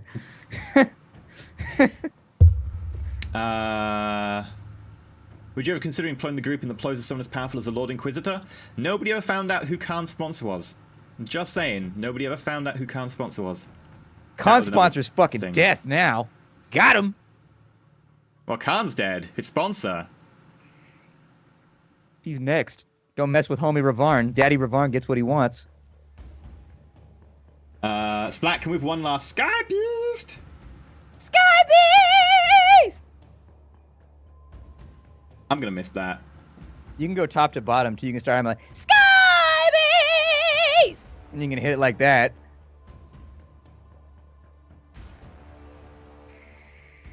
Damn. What was the full story that happened with Mary Shelby that the characters didn't see? Was there a way she could have been saved? Absolutely, you just didn't have to give her the book. The magistrate of the place was looking for reasons to get rid of all the new people that had come along and removed his power. So when the Scions sent the army over to kind of take over all the internal functionings of the city that his family had been, the judges and magistrates of for like X amount of years, 30, 40 years, couple generations, he didn't take too kindly to that. He didn't like it at all. And so he was looking for a reason to get rid of them. And since they were kind of backwards and closed-minded, the whole black magic angle with everything going on, I mean, you catch somebody that's supposed to be the leader of the church now holding a black magic necromancy book, and you're being attacked by like an undead hound in the night, and there's plague everywhere. It's an easy win. And so he was just waiting. He actually had the Father Austrian or whatever his name was, the other priest, checking her things periodically to see if she had anything incriminating in there. And so he's the one that found the book, and so ratted her out. Yeah, because he looked weirdly at me when I entered the church at the end. He was the insider agent. He was the loyalist. He was the yeah, he was the guy. There was a way. They could have alternatively given her the book and just stayed there until she researched it, but that would have had impacts on the druids because they would have been probably wiped the fuck out by the time they had gotten there. Instead of even like starting the storyline, they would have got there and just found a smoldering ruin, and that would have changed things around slightly. I didn't think they would, though. I almost guaranteed that they were going to give her the book and then go off on their next quest, and I was glad to see that that's exactly what happened. Yep. In hindsight, it was massively dumb. No, not really. It's her problem. If she said she can look after it and she's reliable, it's her fault. That doesn't sound like a very Daxy thing to say. No, it doesn't. I didn't use the Dax voice. It's fine. It was in character. If it was in character, it would be much more charismatic because I have charisma of like ridiculous. So having charisma doesn't mean you can say something shitty and get away with it. No, it doesn't. Yes, as I have you can say a horrible racist thing in the most charismatic way possible. I'll still think you're a horrible racist. I've had people do that before and roll crits, and I've gone, look, no, they're not going to react well to that. I don't care that you roll a crit. There is no way you can say that and have it come off well. No.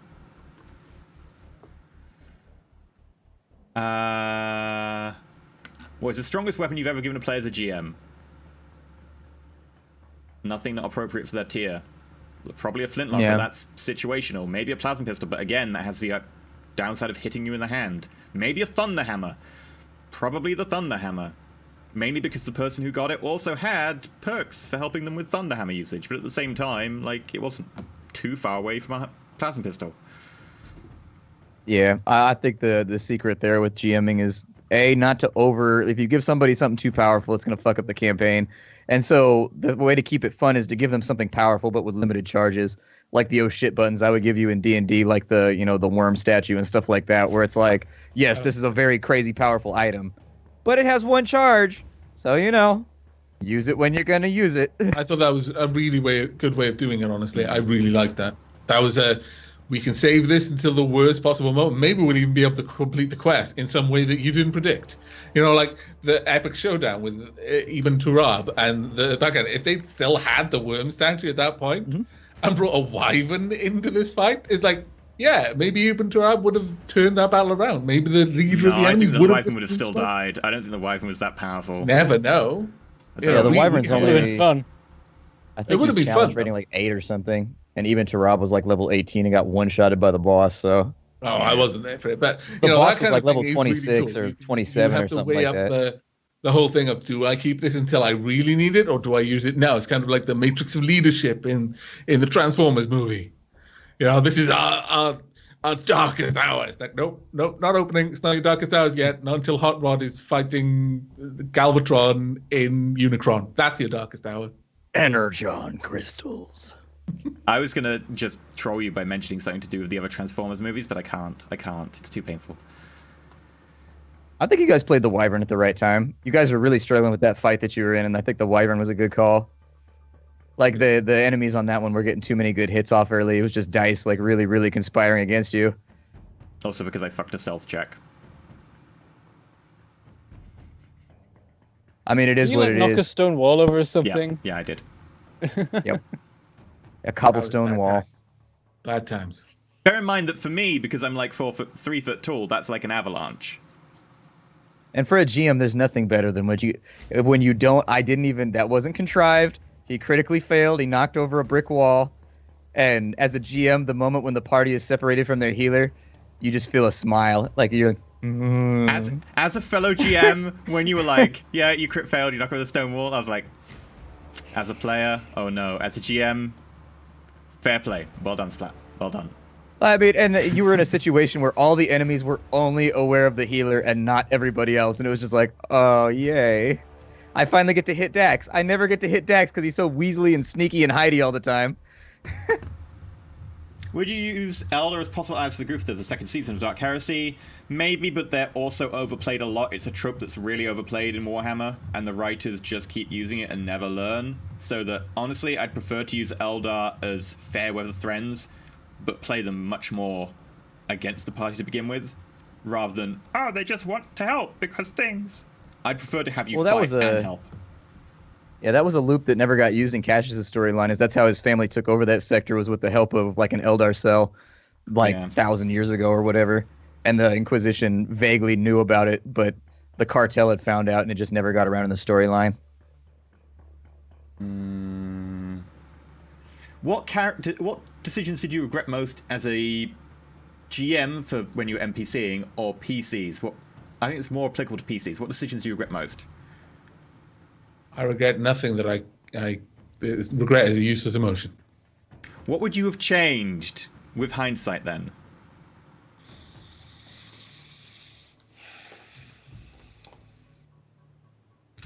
It's difficult. Now I'm having to troll through memories of all of the shows. Bentham, you answer first. I don't know. It's like I'm sure there was something at some point, but it's hard to think back at some particular decision. As a GM, I definitely know I would. Oh, okay. It would be some sort of time where, like, I didn't act when I could have acted in some way that would have made cool story stuff, but I can't think of any examples at the moment. I'm sure it's happened once or twice, where you've just been like, oh, I should have taken that opportunity and, like, shot some guy in the face just for the crazy things that would have resulted. It's funny how those moments line up. Yeah. I'm the guy who saves all the health potions for the end of the game and then don't use them in the final battle anyway because I've got used to not using them, that sort of thing. Yep. And I think that sometimes comes over into this of like I don't want to do any crazy things. Like I'd never shoot the Jakero because I'm like, but it'd give us cool stuff. I can't kill it. He gave us a gilded gold data pad. What was he gonna do next? I don't know. He's like a magical wizard that upgrades our shit and makes it +1. That's pretty much what a Takeo is. It literally just randomly gives +1s to your equipment for free. Oh, why? Why did it die? We would have been so ball up at the end of it. Holy crap. No, I had like a whole list of stuff. I'd ripped out the stats and be like, I roll on this table to give you stuff, and I was rolling to give you awesome stuff, and then I was like, I'll tear this up. I mean, good reasons. Glad I spent time working on that. I totally, like, Carolinas would have 100% just be like, okay, well, you've made this gun more awesome. You've made this more awesome. You've made our scanners more awesome. You've made my data pad really awesome. Here's my arm. Make it awesome. I know. I fully expected Carolinas to do that, and I fully had to start writing rules for upgrading cybernetics, and I had some sketched down. But I've never been so happy to have my work validated. Iron Man. You would have had like tank missiles in his forearms and everything. Yeah. Oh my god! I was gonna actually give you like a one-shot anti-tank weapon in your arm. So good. Then so not. I've never been so happy to have my work invalidated though, because that was a brilliant decision and had great character building and results for the entire like show. But at the same time, I was like, well, there goes that. It was totally worth it, but also no fun stuff. Okay. In terms of GMing decisions, I would change. Definitely, I would have gone with my original plan for the socks, which was non-canon. Someone told me just before we got to the socks in Shadowrun that, oh, by the way, it's a mana void. And I changed everything because of it to make it canon. I would have much preferred to run it as I had, and I'd prefer to not use the background count rules. I'd prefer to use the homebrewed ones. And effectively, it would have been, yeah, your spells are more powerful, but also slightly more random and likely to screw up. Instead of, yeah, you can't cast. And then, because there wouldn't have been a mana void, you'd have got to the power plant itself, and you'd have had an epic fight with a cult that had a lot of magic. The main guy had, Magic 7.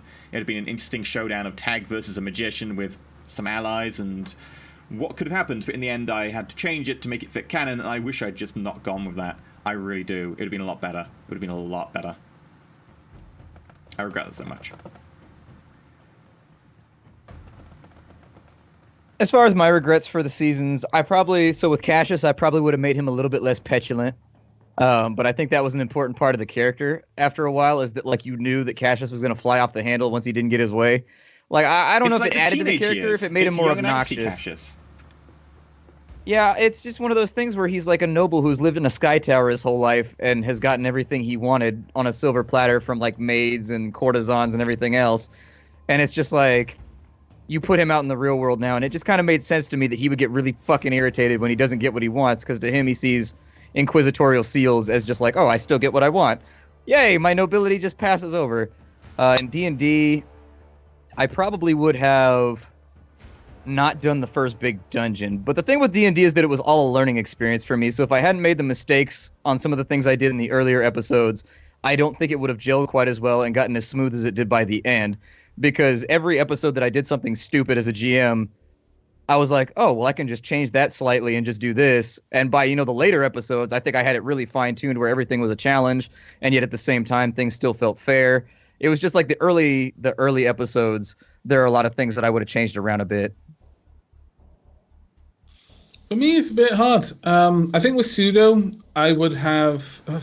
The biggest problem with Pseudo as a character is that the rule system changed.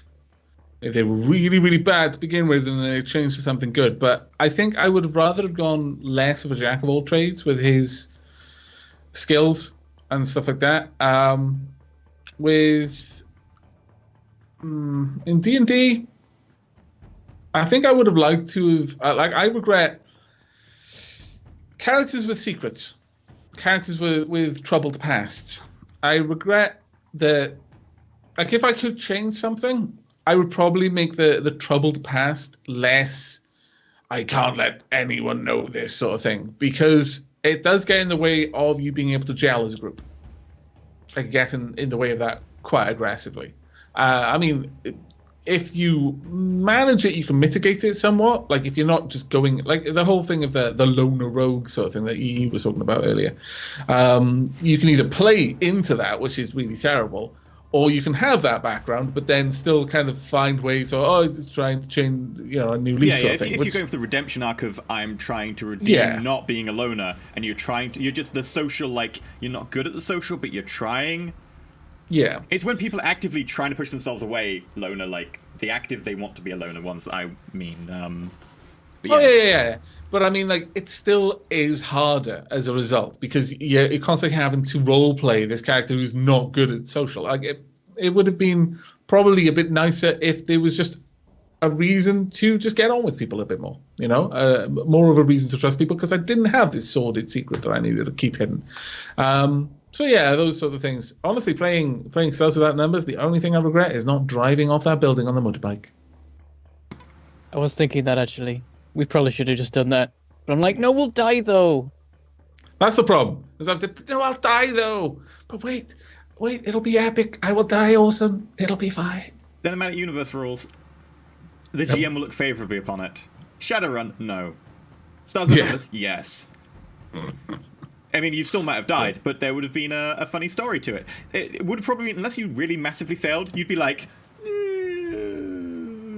through a window lower down, and be like, look, you take some damage. Considering your level, that might still kill you. The character was on his last legs. It was going to be hard. Also, if I did that, I was going to be leaving someone else behind, and I was very, very certain that I was the reason why they were still not dead. So, therein is the problem. But yeah, just little things like that. I honestly, in terms of Stars Without Numbers, that's the least regrets of anything. The least things I would possibly change if I had the chance to do over, because I enjoy it so much.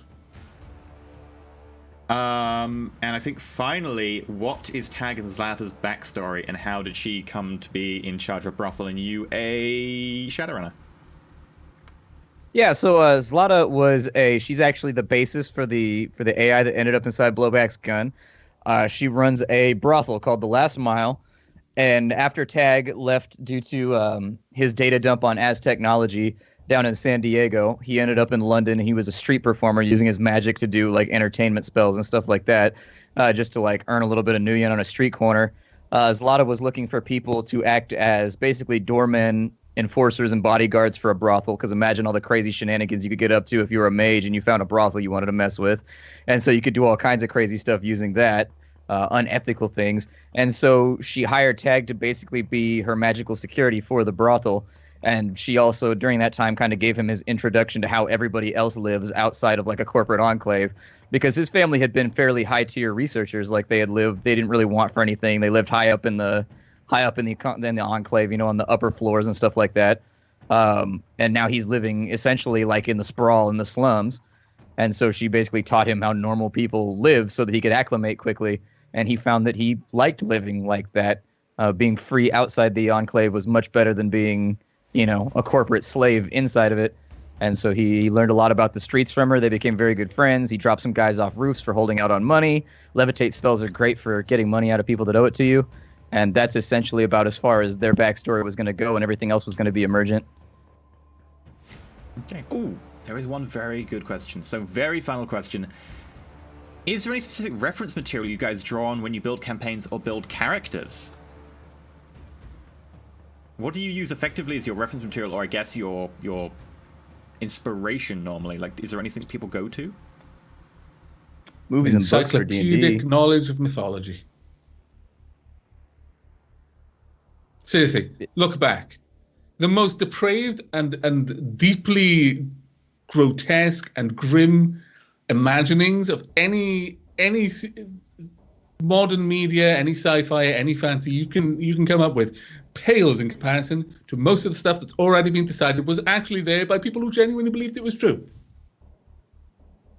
Antiquity is full of really dark times. Yeah, books and movies for me. Books and movies. The entire Black Hound arc I got from the Salem witch trials. One of the prominent people in the Salem witch trials said that they met somebody walking on the road and he turned into a black hound. And that's how he promised her dark sorcery magics in exchange for becoming a witch and denying Christ. And I was like, I like the black hound angle. Like just this smoky black hound that just kind of haunts the edges of town that everybody is like vaguely worried about, scared of, has never seen. Every now and again it howls just to remind people it's there, but maybe it was a coyote. I don't know. And that's where the whole black hound art came from. I mean, I was just watching the History Channel.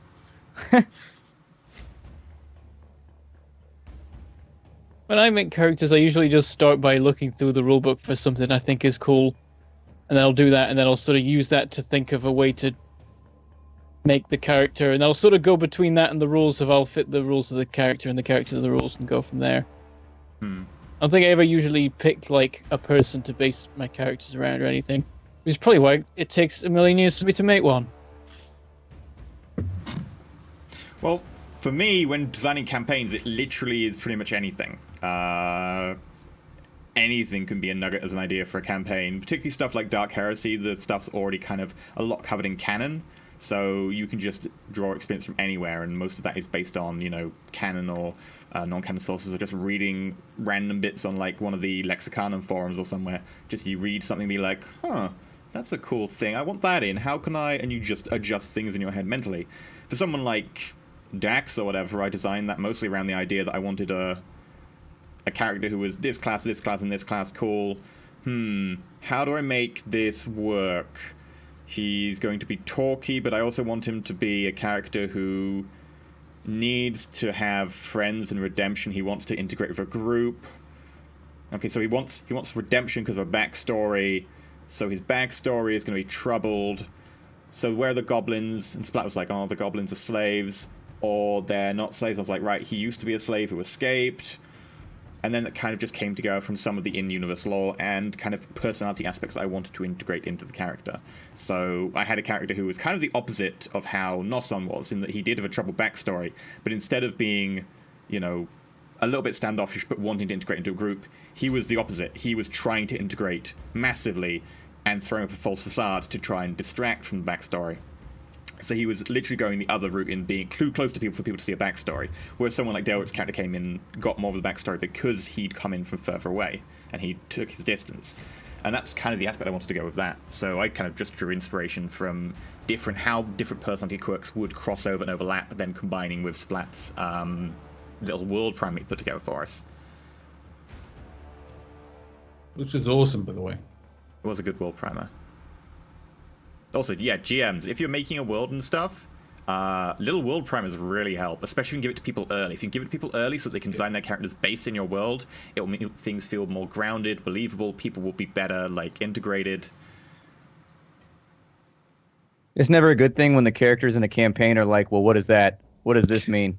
I don't know what this is, but, like, they've lived in this world for, like, 40 years, you know?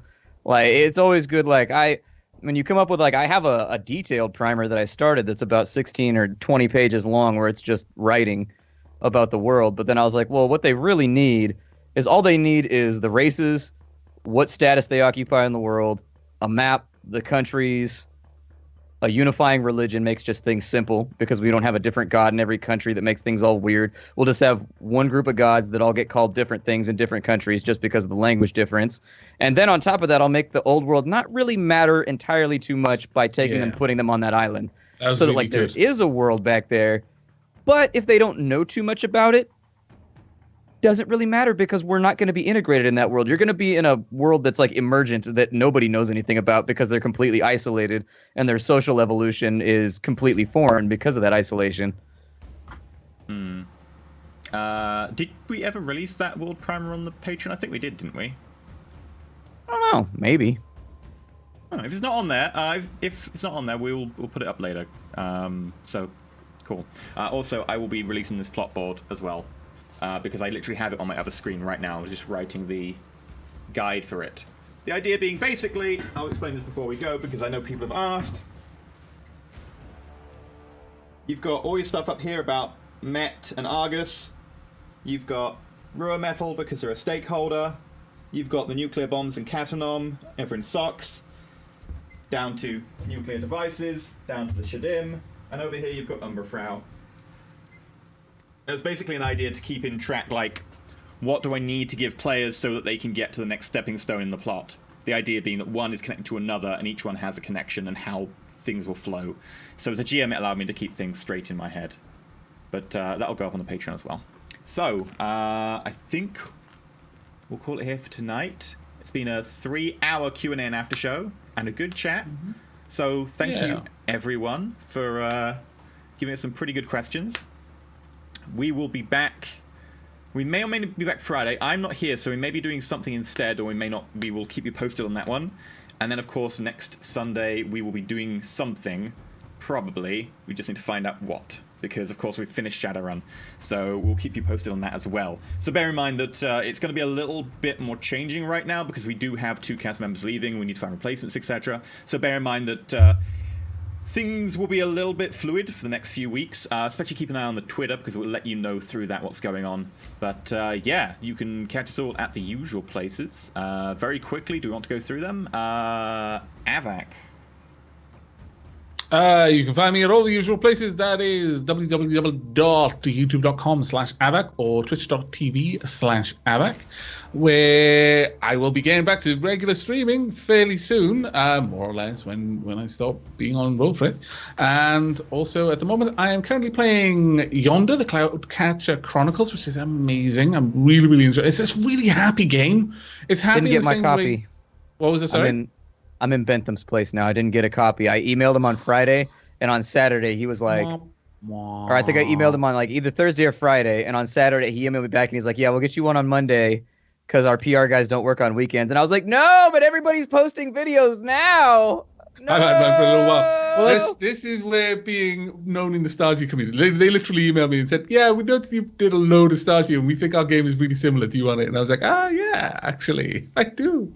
But it's taken me a couple of days to even start uploading. But it's a really fun game. It's just, like there's games that are fun to play and you feel like you're having fun. And then there's other games which they're also you're having fun playing them, but they actively make your mood better when you're playing them. And this definitely falls into that category. I'm also playing Cosmoteer. I'm playing Starship Theory. I'm playing Final Fantasy XII, The Zodiac Age, the next episode of which will be going up in about half an hour. RimWorld. We've got possibly some more Colony Survival in the future. I'm not sure on that one. It seems the interest is starting to trail off on that one. But yeah, all of the regular stuff, and of course, Stardew still ongoing, though a bit of a back burner series at the moment. But yeah, so that's me. How about you, Bentham?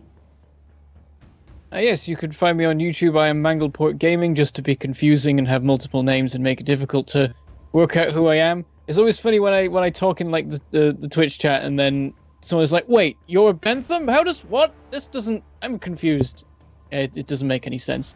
Yeah, I'm always playing Factorio in some form or another. That will never end. I've been playing it since the start of my channel, and also at the moment I am playing Kingdoms and Castles, where there's just been a new update that's messed up the UI, and now the switch on and off button on buildings is really small, and so whenever I want to like turn off and on the defensive towers, it's like no, missed, got it. It's terrible. And also I'm playing FTL, where I'm in a slug cruiser and I've got 1,000,000 guns instead of doing the slug cruiser thing of killing crew. So I'm just blasting everything to pieces with a Vulcan cannon. And I'm about to arrive in the final sector, and that will be cool. And I think I'll be okay, because I even had the practice one against the half-built flagship, and that was great. That was fantastic, by the way. Watching that, I've never seen that event. Never seen it. I've played it so many times. I've never seen the event. Yeah, because I've never seen it either. I didn't know it was a thing, and I assumed that like everyone would be like, "How did you not know this?" But what it is that whenever I play, I always go for the safer sectors. I'm like, "Ooh, Zoltan, they're friendly. Let's go see them." And so I never go to like the rebel stronghold where it is. And so I had no idea what was happening. So that was an awesome moment of just discovering it in the episode. Like, no, it can't be. No. So yeah, that was cool. That's what I've been doing. Splat? Yeah, Splattercat Gaming. You can find me at youtube.com/Splattercat Gaming, Twitch TV/Splattercat Gaming. As of right now, I'm playing a positively filthy fucking game called Hairy Little Buggers. It's one of those like I got that back when it was God Save the Queen. Oh no, sorry, Queen Under the Mountain. And it was a very different game. Like all the toilet humor was added after that. Like they brought it out ages ago, and it was just Queen Under the Mountain, and it was just about dwarves. It more or less the same mechanic, but wow, that's turned filthy. Like out of nowhere, just became really filthy. It's a pretty dirty game. I'll be honest with you, but it's like if you're immature like me and you're like 10 years old in the brain, it's hilarious. I'm also playing, God, what else am I playing right now? A little bit of Anti-Hero, which I think is a pretty cool little board game. I played it back when it was in alpha, and now it's in its full release, so I gave it a couple more episodes. A little bit of Animalica. We'll be doing Yonder, just like Avic, as soon as I get the key tomorrow. Probably have that up for release on Tuesday. Ashworld should be coming out next week. There should also be Intelligent Design coming out next week. There's a number of games. I was worried I wasn't going to have anything to play this week, but actually a bunch of keys came in this weekend, and it's looking like it's going to be a fairly decent week next week, so I think it's going to be all right. EE, what are you up to? I'm up to my normal tricks, making videos over at youtube.com/Enter where I'm currently doing Cosmoteer and Motorsport Manager and a couple of other things as well. In Cosmoteer, I'm making basically the biggest battleship I can, just constant adding things. I was like, I could have multiple ships, or I could just build one ginormous ship. And so I'm maybe doing a little bit ridiculous and building a ship worth several $million. And it's going rather well. I just added a load of missiles to it in the latest episode, so it gives a sideways missile barrage that misses and then hits them in the arse, because that's how missiles work. In addition, I stream over at twitch.tv/Enter. Yesterday we did a Domina run where we won because I used a really cheesy tactic of, oh, I only have half health, but I can have a 500% damage buff. Okay. One hit killed everybody. Yeah, sometimes with the dodge roll too. You get the perk where you can roll through them and deal damage, and then you have the 500%, so they can't hit you. You just roll through them and they die instantly. I did that several times. I was like, I have just rolled into this guy and killed him for like 600 damage. This is interesting. But yeah. So you can also catch me over at Twitch, and of course I have a second channel, Extra Elysium, where you can go check out all the Twitch VODs. So, you can also check out Maggie. She has streams and stuff. I know her stuff's been posted into the chat, so she couldn't be here tonight. She's actually busy casting some tournament in the UK, so sadly she couldn't be here. But she does have a channel and all of her stuff, which I think the links have been posted. So, until next week, thank you very much for coming along, and thank you for watching this live after show. Roll safe. Bye, Bye, everybody.